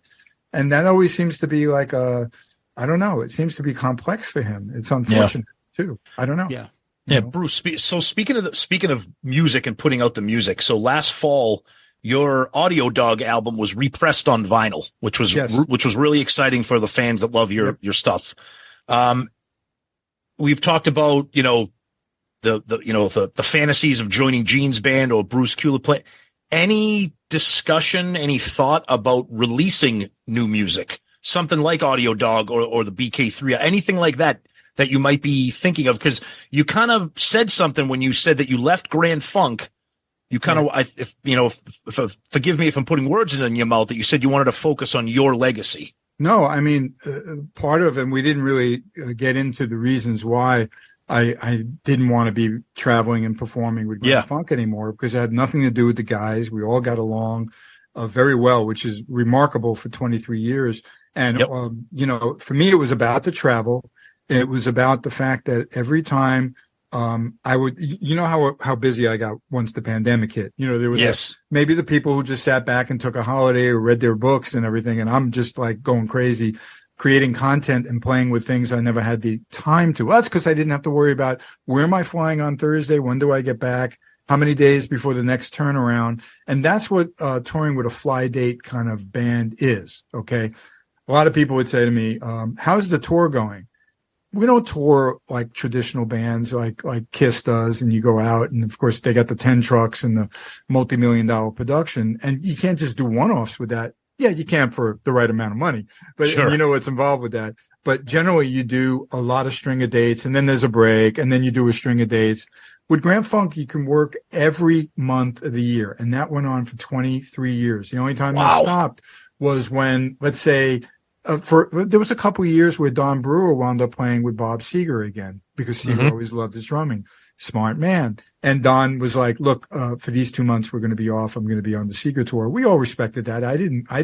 To me, it was like, well, he didn't kill the band. He's just saying like, I got to go do this.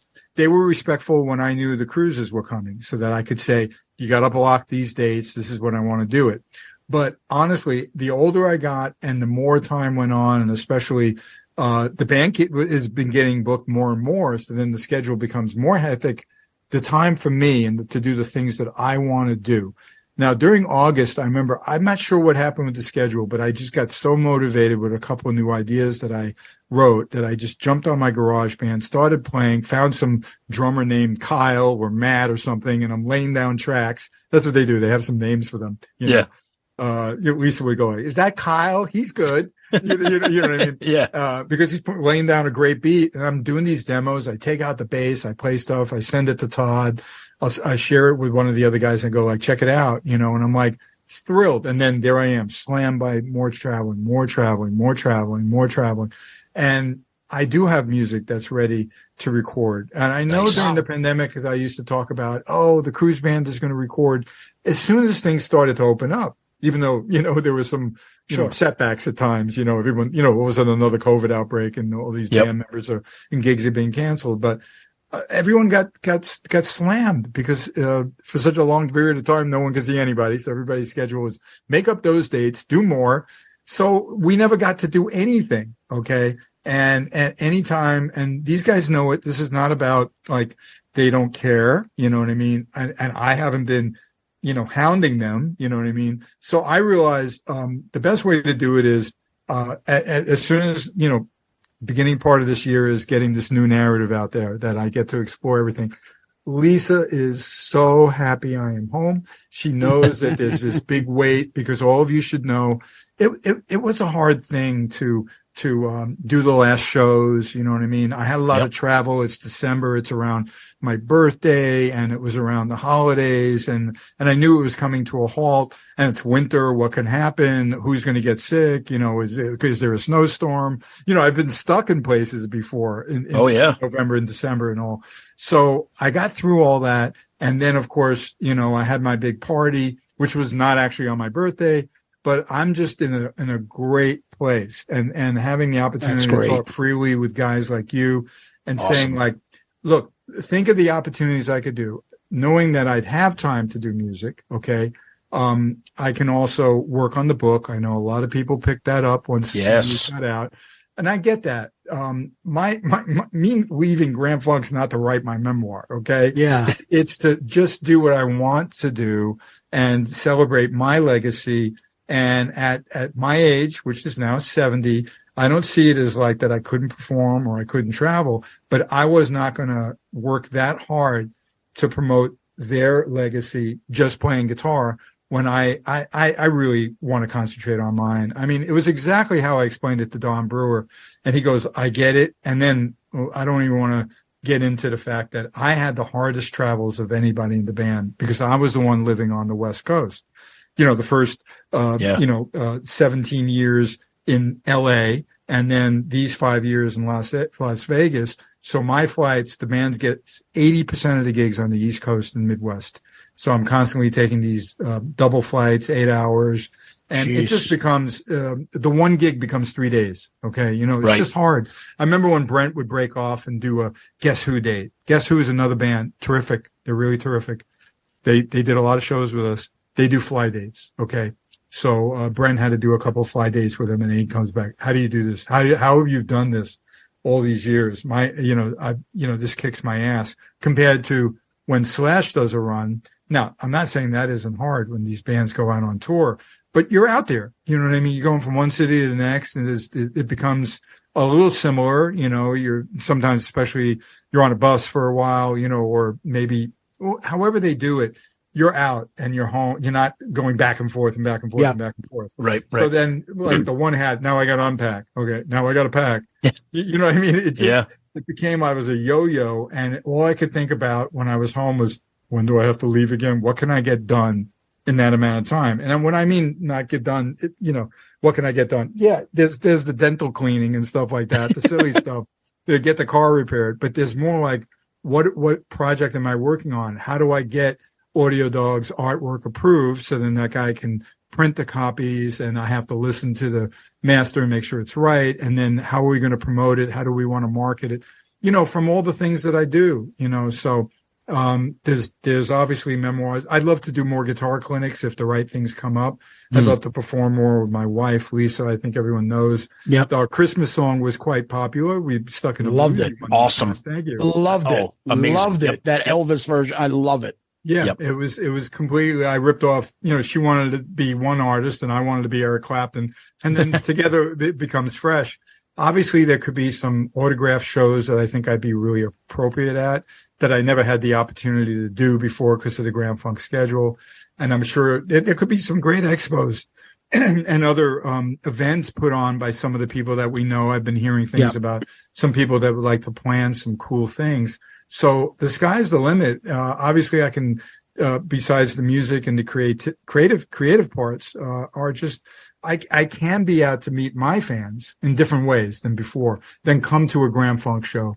And I honestly, I could not believe how many comments there were on the post when I thanked the guys in the band and let them know about the departure, that people were like, oh, well, I was very flattered when I said, I saw you 5 times, or I meant to come see you, but they had 23 years to, give me a break. or how about the last show was in an area of Ohio that the guy lives only 45 minutes, and he probably never even knew about it, didn't know I was playing, and that's the disconnect that I always felt with Grand Funk, that I don't really know how much the fans knew. It got better and better as years went on, and especially the last 2 or 3 years. But yeah, they think they don't know some of those songs. Are you kidding me? Some of those songs are classic rock hits, and of course they know them. And I get to solo in every song. And ironically, the sound guy recorded the last night I did on the 14th of December, and he sent it to the guys in the band, of course. And I got it. And the second I heard it, I went like, whoa, this sounds great. And what do? I pull out a guitar and I start jamming to it. Lisa was laughing. That's awesome. I told Don that. I told Don Brewer, because I'm not trying to it's not a bad memory. It's just, the music was always great. It's just the travel and the fact that how could a Grand Funk gig for me ever be about my legacy? It wasn't going to morph, you know what I mean, into the Kiss world. It just didn't work. I had fans saying, can you do rock and roll all night? You think? You know what I mean? It's not the event for that. And Grand Funk, if you really understand the band, another one with a lot of fighting in the band. You got Mark Farner being, they've had a lot of issues through the years, and they're not anything to do with me. And in the same way that Ace and Peter always had these issues with Paul and Gene, nothing to do with me. I'm there to do my job, and I respect everybody. So, Mark likes me. I've done some work with Mark Farner at these corporate shows and the Rock and Roll Fantasy Camp. But honestly, the music was terrific. The guys, we all got along. It was sad. It was a hard thing for me to be clear about it, know I had to do it and how it was all going to go down. And they preferred me not talking about it until I was all done and waiting for 2024. And their new guy, who they don't want me to really talk about, even though he's terrific. He's a dear friend of mine too. So he's going to do a great job. That's going to be at their first show in the middle of January in Connecticut. And I think that's wonderful. So they'll set up how they want to, announce that. And we'll carry on, and everybody can, it was left totally as an amicable thing, of course. But speaking of amicable things, where is your relationship now with all the rest of Kiss? And we know you're very close with Eric. Yes. Have you had any conversations with Paul in the past, I don't know, congratulating him or anything like that? Well, it really was meant a lot to me when I had the big birthday party here in Las Vegas, I of course wanted to invite all of the guys, meaning Gene, Paul, Eric and Peter. I'm sorry, Eric and Tommy, actually, because he does sometimes live here in Las Vegas. Mm-hmm. And Paul wrote me very sincerely that he had a conflict on that day, and he was very happy about me celebrating my 70th. And he called me a mensch again, which for people who don't know, it's a good compliment. It means you're a stand-up guy, okay? Yep. And it really meant a lot, and I wished him well. And of course, right before, times during the tour when I had something to share with him, I told him have great shows, and et cetera, et cetera. So it's always been a very cordial, supportive kind of relationship. Gene, obviously, I shared. In fact, both of them, I shared the Christmas video, knowing that sometimes it's hard to get their attention, but they're not on tour now and everything. Yeah. And both of them responded very favorable about it, which I thought was great. Gene always, he has a sweet spot about me and because I know these people that talk to him and hang with him, how Brent would say, oh, he always speaks so highly of you. He's so cool. And, with Gene, it's really, everything's great with those guys. You know what I mean? Good. And that's why I didn't see anything about that final night as being something personal. That was a brand thing. That was how they wanted to market Kiss that night. That's the way they wanted to do their final show. And it wasn't meant anything personal with me. Okay. And I got to be clear about that. I know that. But again, we discussed that plenty. Now, Peter, I keep in touch with. We've done some events together. Yeah. And I actually wrote him when I saw what he wrote about the band. And I thought it was a wonderful thing how he, was congratulating them and celebrating them. And classy. Yeah, it was real classy. Very. And then, of course, it gave me a lot of confidence, too, that when I was going to do mine, and mine was already planned and I had the image. I was just waiting for that morning. And so we're on the same page. And I'm glad that Peter's been really he's kind of very centered about it, it seems, that everything's okay. This is the way they are, and this is what it is. Ace, we keep in touch. We text each other, wish each other Happy New Year. And of course, it's always fun to see him. Like at the last time I saw him was in October. He watches my band. He's done some I couldn't pay for the kind of press he's given me. Saying how I'm an excellent musician, saying that I'm his favorite guitarist besides him and Kiss, so I find that, that's fun to have a good relationship with him. You know what I mean? Yeah. And let's see, I wouldn't criticize him if I think he didn't have to say it that way. That's his history with those guys. Say whatever you want. You know what I mean? Right. I know that, I don't have that, connection or that kind of history to be saying things about money and the stuff that we talked about. But I seem to be, someone put it to me like, you're Switzerland. No, Switzerland's very neutral. I'm just like, I want the family to all get along. It's no different than, I know other people who go like, you go to a party, a dinner party or something, and someone's really snarky and they just know, it bugs some people. I'm the one to make sure that I can engage them a little bit. And then if for some reason they said something hurtful for me, I would just, let it roll off my sleeve and just then probably just like whatever. I've been in these tough situations. I was the president of the HOA in Studio City where I lived, where I had to deal with some real difficult things, especially when there was like a $1 million fire at the complex and I had to quiet people and make them feel like, everybody's opinion does matter in this, but you gotta, temper it.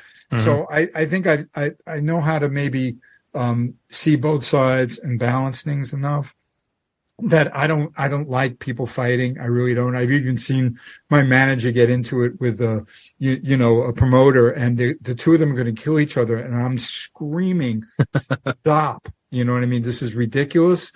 He didn't make the money. I don't want him to be hurt that much. I know he promised that. We're going to work this out and no one's going to kill each other, because literally it looked like it was going to be like that, Yep. So it's just been part of my nature. It might have been something I learned growing up. I don't know, but I'm not about to pick any fights. And even someone like Vinnie, who I felt uncomfortable at Creatures Fest, and I knew that he changed the rules as it went. I don't mean him any harm. I just not so sure I'd ever want to work with him again. You know what I mean? Yeah. You don't want to do that again. But it's not that hard. And the same thing about my memoir that people ran with already. I don't want to. I'll set the record straight about certain things the way I saw it. but I'm not about to trash the world. You know, I want to celebrate and talk about what it was like for me and how I felt, because I also know there were times I did the wrong thing and I had to learn from that. You know what I mean? And then even if someone else is doing the wrong thing, I like to say, well, I wouldn't have handled it that way, but this is how it went down. You know what I mean? So, what can I say? I'm fine with everybody. Yeah. And well, I can tell you from what we know as our podcast, listening to fans, listening to everything, it always come back to the same thing with you when it comes to Bruce Kulick. And that is that it comes back to class. Mm-hmm. That's the one word that always defines you. And we see it, the fans see it. You just have you carry yourself with class. You've always been a classy person, not only just amongst the band, and there's such a dysfunctional Kiss band, but also with the way you handle yourself with the fans. And as the time has gone on and we've gotten to know you, you've done nothing but reinforce that the best way to describe Bruce is class. And I can't thank you enough for coming on. Yeah. Yep. Well, thank you for saying that. Of course, it means something to me. I think my parents taught me you don't have something nice to say about anybody. You know, don't say it. And I know it's so easy to slam. I don't like the way social media picks up clickbait nonsense. Mm-hmm. You know, very offensive when I see someone distort even something that I may have said, and they take it completely wrong, and it's got to get somebody upset. Well, get ready, buddy. Yeah, well, I understand that, but I'm clear in my kind of conscious as to how I share my thoughts, and I'm not looking to be that controversial guy. I'm just not. But I know it's good for clicks, I guess. But that I don't need that. And I think it's refreshing for some people. I know that they were celebrating the fact that I would be willing to do a book where I don't have to rip apart people, you know. Yeah. But the story for me is much more interesting. There's so much about the process of my career and how I got into the band and what my role was in the band and what it felt like to me that I don't need to be like tearing people a new a-hole, you know, but you know, that book I referred to, Motley Crue, The Dirt, and how publishers oh God. like, oh yeah. No, there has to be some skeletons here you got to talk about. You know what I mean? Oh yeah. Not really. And even if I knew of some, I'm not the guy that wants to share that. That's ridiculous. But let's face it. Unfortunately, that's the world we kind of live in. But I'm going to wave the good flag and kind of keep it where what my parents taught me was to be a mensch, as Paul has called me. And that's my intention. So I'm supportive of everyone. And, I mean, when someone does you wrong and you don't feel right around them, so then you just don't work with them, or you know, and unfortunately I've been disappointed by some other music business people who I thought handled something poorly. And then, I joke with Lisa and say like, you know, but it's not something that I'm putting in, some headline. It's just silly. Yeah. Look what I had to deal with my brother. No, I know. We remember the stuff. And the thing is that we were always just like, poor Bruce has to deal with this stuff. And that was a tough situation. We know that, but you still came out again with class and the way you handled it. I knew them. And even the guys, Gene and Paul knew it. You know, my brother was suffering some sort of breakdown at 70 and went on this rampage. And it was so sad to see it. And I had to stay the course of, not going public about anything and just doing what I had to do. And then honestly, you know, and then him dying of a heart attack was so, out of left field, but in a way he was at peace. And that was something I had to accept. And then instead of getting into, the horrors of how hard he was the last 6 months, and there's a lot of details with that, but it's not necessary to be told. A year later, I share a loving video of his career, you know, and what he meant to me as a brother, being so successful in the music business and everything that he accomplished and how many lives he touched. So that was real important to me. And because of COVID, we couldn't even have a memorial. Yeah. You know? And then it was really fun. One other thing I was able to do this past year was play at Vamped. I know he used to jam at the Kiss night. Yep. And then when Stoney, the guy that works with the Count, the Counting Cars guy in his band, and we would always rehearse at his facility here in Vegas. when Stoney asked me to be a part of that night for that charity. But why don't we do something for Bob? I said, this is great. Let's do 6 songs, and I got up there and that was wonderful. Awesome. Those songs are amazing. I know we went through it at one podcast, incredible. And it's my favorite Kiss songs are in there, and Bob's got his fingerprints all over them. So speaking of my brother, I did want to give you guys one scoop. I haven't completely finalized this, so I don't have all the particulars to exactly how it could go down, but I have an incredible recording of the rehearsal for the Kiss Cruise. Oh, wow. Yes. That's right. And I've already examined all the tracks and, shared it. The guys, what happened when we all got together, Brent, Todd, and myself with my brother to do that first time Kiss offered a cruise, right? Yeah. With Kiss content, shall I say? Yeah. Before, Right. Yeah. And there's a great story with that. I'll probably save it for my book, but in short, it evolved, you know what I mean, in a big way, from just being on a panel to maybe answering some questions and jamming to an actual set. And that set was legendary, as many of you know. Yeah. And the fact that Bob and I could share our legacies on stage on that cruise with that night was really special. But we did have to rehearse. Our schedules were terrible, just absolutely terrible. I'm running everywhere with Graham Funk, and I believe that Slash was busy that year too. So Todd and Brent were not available that much. And Bob producing was more easy for him to be, available because his job was where he lived. And we got together for a day and a half. And I remember what we decided was, if we get a good recording of what we learned and how we know how to do the set, then everybody can practice for the final 4 weeks before we lead up to the performance. So thank God that was recorded really well. This guy that Brent knows did a great job. I've already had conversations with him about how we can get in there and then mix it in the best way. And it could be just a great memento kind of product. Okay, I know I have great pictures, and but obviously I got to work out all of the just how to maybe I'm marketing it myself. Maybe it goes to a label and it becomes part of Record Store Day. Who knows? It could be a vinyl. That sounds CD or whatever, awesome. But isn't that exciting? Yeah, absolutely. So I have. Absolutely. That was one thing I know I couldn't readily do. I still want to put out my Transformer, the second solo record. Yes. Yep. Oh yeah. BK3's been out there a few different ways. Yep. But it is possible to do something else with that, because I have other tracks that could easily be finished, that it could be like another version possibly. I've been talking with my manager about some things with another label that's interested in certain things. Unfortunately, the Audio Dog's a one-shot deal with Lindsley Records, okay? Yep. Because, that wasn't his full-time career, and he had to close his company, but I'm still real tight with him. And that product came out great. I'm so excited. It's about awesome. it. I have that. It's great. Yeah, good. Yep. Good. You get the blue or the white, I got the blue. Yeah, blue. Yeah. It's awesome. And, it was really sad. I'll tell you, life is just crazy. So knowing that the blue sold out a bit quicker than the white one. Yep. They both sold out that day, which was very flattering to me. The part of the deal that I made with Craig Lindsley was that he would ship me some product, and the box of white I got was all perfect. Okay.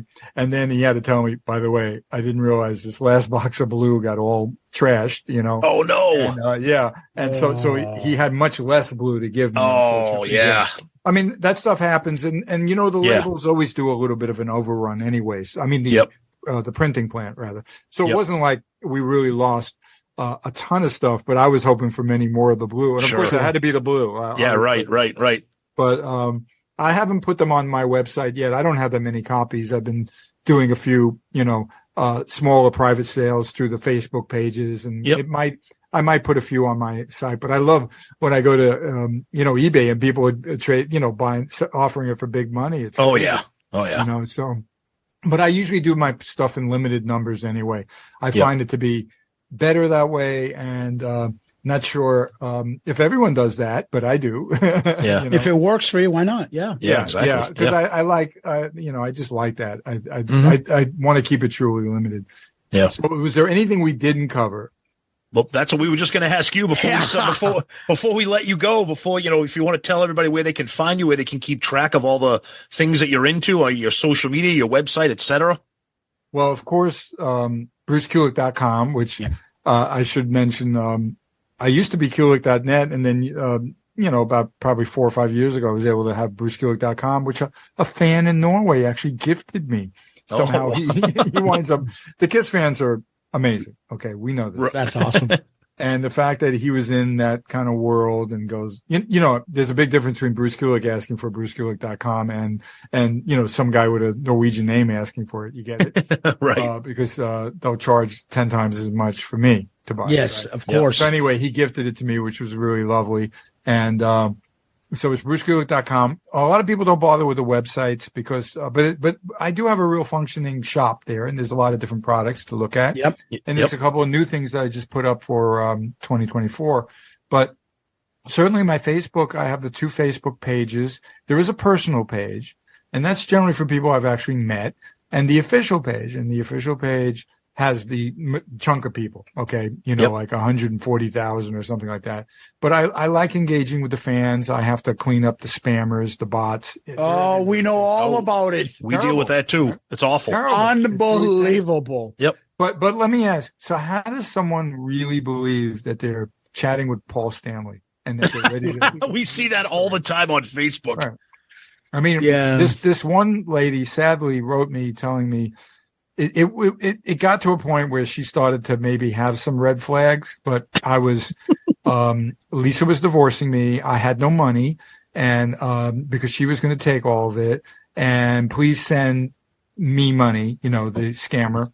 Yeah. That's the end game with these. Oh yeah, of course. Yeah. The money part will come in sooner or later. It's a confidence game, and it's just, and I think we know Facebook won't do anything about it. It's clear. Mm-hmm. They don't care, or they're not capable, one or the other. But the fans really got to stop being gullible about it. Yeah. Because we can't police it, because it's every artist everywhere. Yep. And it's horrible. They just Bruce, pop up out of anywhere. Yep. As you know, and you like to joke with me, I am an attorney. Yes. And I do bankruptcy work. Okay. I specifically have a client that got scammed and catfished and lost about maybe $180,000. Oh my God. Yeah. Sensible person. You can talk to them like they know it's night and day. Mm-hmm. And I would say to them, so you didn't meet this person? And she's like, no. Did you talk to him on the phone? No. How the hell did you get to the point where you felt you were in a relationship that you're like, here's 30,000. Here's my credit card. Here's this. And this is not, this is one of my clients. I've heard it in millions of times in other hearings where I'll go and someone's been scammed out of money. And it's usually senior citizens, love interest that steal from them, and how they never catch these people. It's heartbreaking. Yep. And people just gotta be, I hate to say it, can't trust anybody out there. Really can't. And that's why when I do, and I do look at my messages on Facebook, and I know they try to get them off of that to this private, whatever it is that they're using. And then they make up a fake one. And again, Facebook won't remove it. You can report it. It doesn't matter. They won't. There's a Twitter one that looks just like me. It doesn't matter. I'd have to give my ID and look into the phone and they make you jump through. It's my identity, and I got to jump through all these hoops to prove that it's me. Yep. When can't you see this as being mirrored? He's not using the same name. He doesn't have the blue check, or he didn't pay for it to be verified on Twitter. Yeah. You get what I mean? It's just remarkable, but it's just sad that people could be gullible. Yeah. I do the best I can with it, but all right, I don't want to bring everybody down. It's okay. It's okay. Go ahead. But I do actually sometimes converse with them. I remember this one guy that wouldn't believe it really was me, and he wanted me to go live on a video so you can see it. I go, dude, if you're not going to believe it's me, I'm not asking you for anything. I'm not showing you emoji hearts and everything. You know what I mean? It's me. I have no game here. I have to in the game. You don't want to believe it's me. I don't care. I'm not going to do a cameo for you for free so you can see it's me. But anyway, Twitter's great. There's another way to see what I'm up to. Instagram, even though you can't do links and you got to post differently, learning how to handle social media. That's a full-time job, people. And I'm always guessing at which is the best way to share this and will a lot of people see it. I just wanted the fans to know that I do generally get to read. I mean, look, if there's a post that has 1,000 comments, you know what I mean? Yeah. I may not get to all of them. Okay. But typically, you know, when I get a couple of hundred, I'm able to scroll through them and respond to something that means something, or I want to clarify something. It is me. I have that interest. I loved how Paul's son, who had that great opening opportunity with his dad, you know, with that band. And I know a lot of the fans loved it. That was great. Yep. He was responding to everybody. Anyone wrote him, you know, he was totally engaging them. And I think he knew that would only help him. And I know a lot of people went to see him play when I think he did another gig in New York City after the Garden, you know, He had a great crowd. And that's the way you build it. But I don't take my fans for granted. I do like to know what they think, and I read their comments, and I do try to chime in. I mean, it gets to a point where someone's just all of a sudden now they think you know, I'm their best friend. And they'll ask inane questions, you know, like, how was your day? You know, you know, what did you have for breakfast today? You know, I'm like, So what did you have for breakfast today, Bruce? Actually, today was it. I can't for some. Oh, you know, I made some scrambled eggs. You know, no pancakes. Yeah. What? No, that was 2 days ago. Okay. You know? Okay. But I'll engage with the people, especially when I love when it's a gear question or they need for me to set the record straight about why am I wearing Gene's bass on that photo? You know what I mean? Oh, I gotta explain that for the millionth time. That's awesome. Or why wasn't it you in Ace's makeup as the spaceman? Oh, and God. It's Tommy. I've narrowed that down to like 2 sentences now. I know what to do, you know. Yeah. Really? But it's not easy. But yeah. So what can I say? I do get involved to a certain extent, and I do care. Good. You know. And the last thing I should make a mention. I mean, anything to do when I see how you guys tag me in things and get me involved. I like that community because they seem to be like-minded. People like Chris Jericho. And by the way, I'd like to do some things with Jericho in the future because he likes to delve into my Kiss era, right? Totally. We'll have that conversation sometime. But Chris is just a big supporter. And I now enjoy his wrestling because Lisa's son and we all went to see him, you know, wrestle. Nice. I nearly got killed there, but it was a wonderful, you know, they body slam into the barrier, you know, and I'm in the front row. I will never sit in the front row again. He knows that. I'm going to give away my ticket to somebody else and let them sit there. But there's just so much I can do with social media, and I want to do more content. I have a special ideas of other things that I can celebrate and get out there. So that, you know, but they can all reach me. There's emails on the websites and the offers that are coming in when they're legit. I mean, I'm not totally set up with the agent, but I do have a manager lawyer who can handle a lot of things. I'm just going to look at everything. You know, some things I can handle myself. Other things I know it's best when I have, you know, legal representation. Yeah. Of course. Good. And I've always been win-win with what I do. So, and I'm pretty honest that, you know, if something's just not right, and I'll tell you lastly, like someone offered before I even announced the, Grand Funk thing, a really big thing to do in South America when I knew I would be free. I didn't know who else would be free. And I looked at it very seriously with my manager and we started kicking around, but, there were too many moving parts and it was too hard to guarantee that it was going to be, that even the guys that I was willing to play with could safely make it. You know what I mean? That we'd have the right rehearsal time and then get and do that performance that I just had to say, I'm not going to do that. I don't want to just grab someone's money. I want to know that I can deliver. If you can understand that. No. Totally. That's real important. I have a high bar now that I need to protect because I've done shows like that on the cruise and Creatures Fest. And I hope you guys have seen some of the stuff I did with even Joey and Joe. And Tom. You know, that performance was solid. I have to do that. I need everything to be at that quality, and I don't want to diminish that. So we'll see what it brings. I've already had some people offer things in Europe that I'll look at, but I don't know where it's going to take me. And the wonderful thing is that I can pick and choose and go the right way. So awesome. Well, he is Bruce Kulick, and what a way to kick off 2024. Bruce, you're the best. You reinforce it every time we talk to you. Thank you so much. Incredible stuff. We wish you nothing but the best in all your free time, and a happy 2024 to you, buddy. Thank you so much, guys. And always follow you guys and wish you luck on everything. And let's continue to enjoy the band we love. Okay. Yes. I know I'm not going to, stay quiet. Okay. Because I want to celebrate it and continue celebrating it. And let's there's always new things to discover. There really is. And let's see what the future brings for all of us. So thank you again for the invitation. Thank you so much. Bruce Kulick, class act. Thanks, Bruce. Tom, that was Hall of Famer Bruce Kulick. Thoughts? Just incredible. I mean, me and you, whenever we do an interview, we very respectfully and casually try to text each other about, the progress of the interview and who's going to ask a question, just kind of chatting so we kind of monitor what's going on. We were just blown away at his honesty, how frank he was with us, and how respectful he was as he expressed his opinion. He wasn't being offensive or inflammatory. He was being emotional and heartfelt and honest, and telling the stories about what he felt about the end of the road, those final shows in New York, not being invited, all of that, the comments that Doc made. And then on top of that, just everything after that, his retirement from Grand Funk and what he wants to do now post GFR, if I could say. He's just phenomenal. And that's why we love Bruce.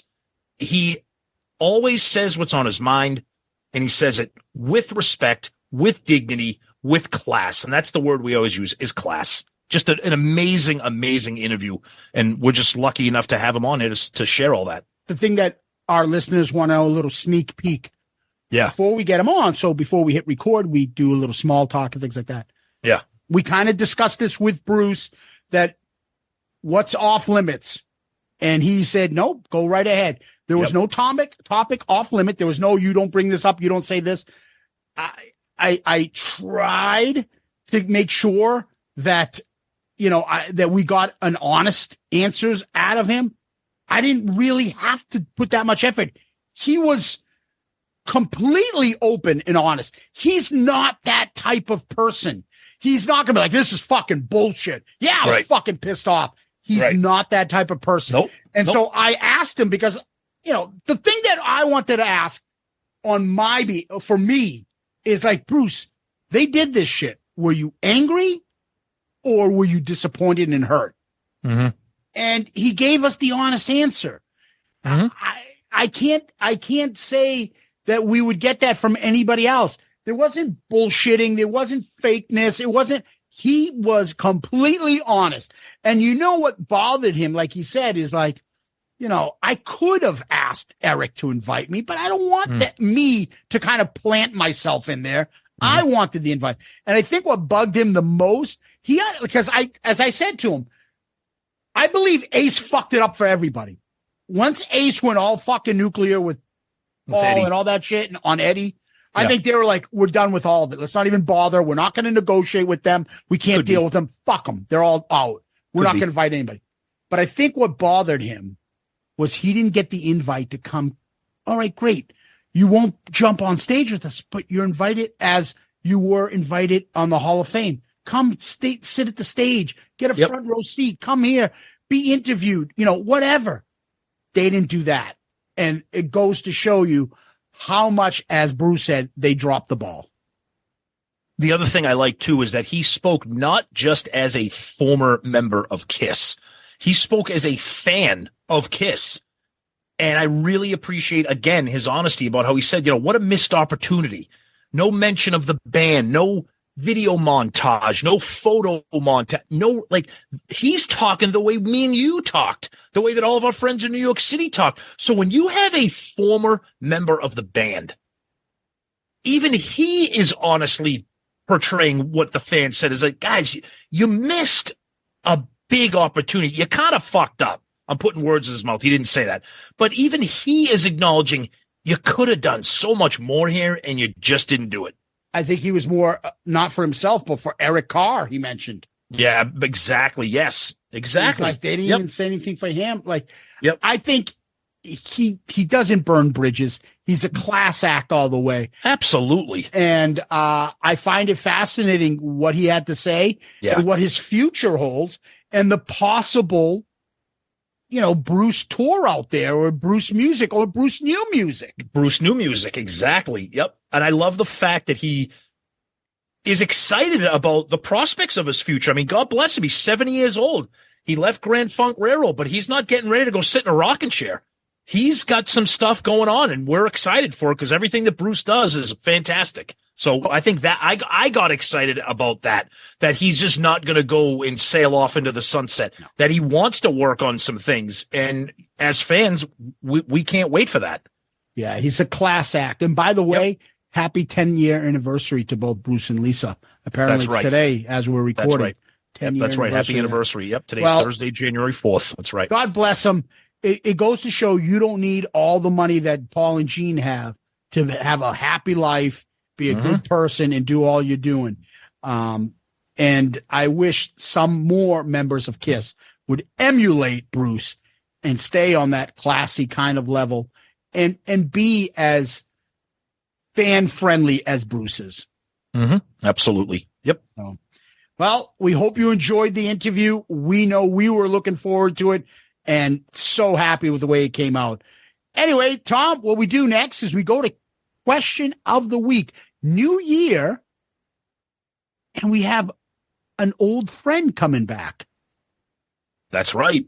We have a returning friend and sponsor, the great Shout It Out Loudcast Hall of Famer Tony Barone, and his AB CPA Inc. is back for another tax season on Shout It Out Loudcast. We have personally used Tony. Zeus has used Tony for all of our tax needs, and you can get all of that and more from Tony. He's fantastic. You can visit his website at abcpainc.com. You go there, all of his information is there, all of the services that he offers, which is everything that you could need: financial planning, estate planning, tax preparation for businesses, for personal, payroll, you name it. He does it all.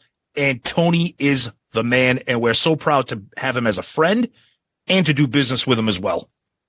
Yeah, I send clients to Tony. He's fucking great. I will tell you this.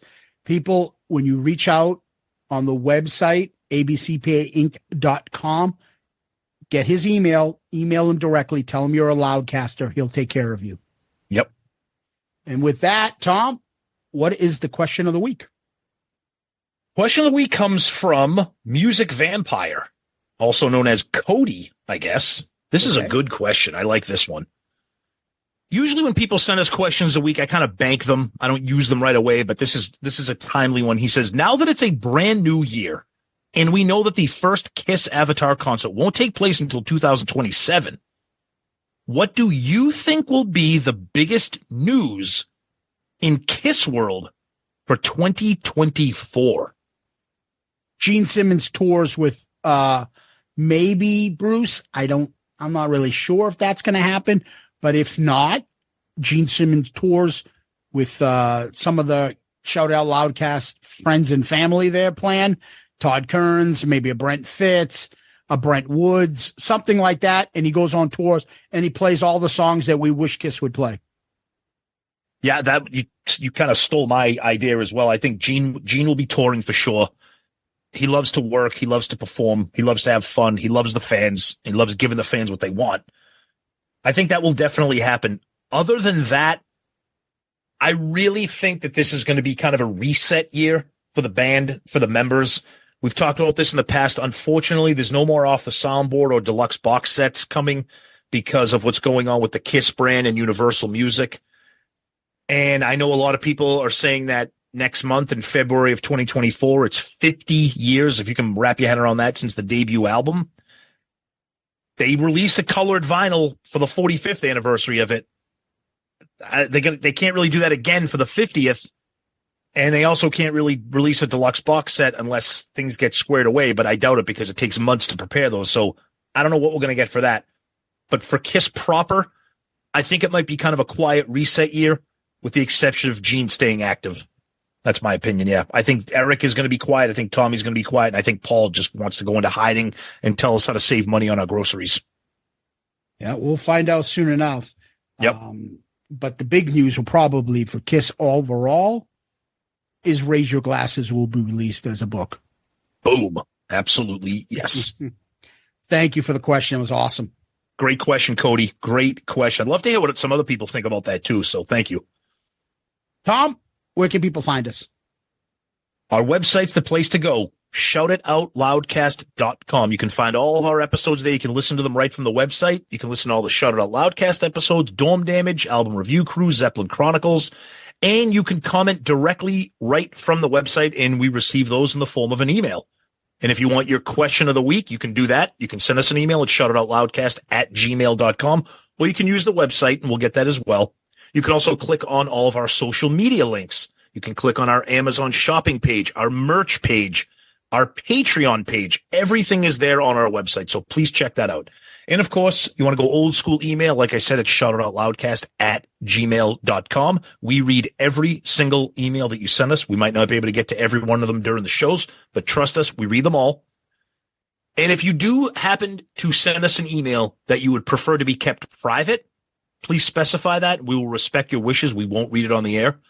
And if you want to be part of our question of the week, send us that. I have a whole folder of questions. We go through them all the time, and it's part of our show every week. These next few ones will be a special one because they'll be sponsored by our tax buddy, Hall of Famer Tony Barone, abcpainc.com. So check him out again. And you can also check out our social media, Twitter, Facebook, Instagram, YouTube, please. Check out all those. And our Loudcasters Facebook page, too, which is growing. We're almost up to 9,000 members, which is amazing. So thank you. Can we do guys. a public service announcement on that?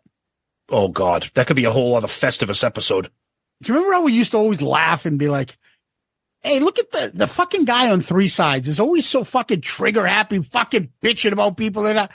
Thanks for making us like understand where they're coming from. Because I'm telling you people now, the level of patience we have is gone. It's gone. It's gone. The newbies that have come on have ruined what used to be such a fun fucking page. So we're like a bouncer at a nightclub right now. That's what we are. We're a bouncer at a nightclub throwing out all the assholes. Yeah. Oh, what do you listen to Kiss for? They suck. Then what the fuck are you doing here? Why are you on?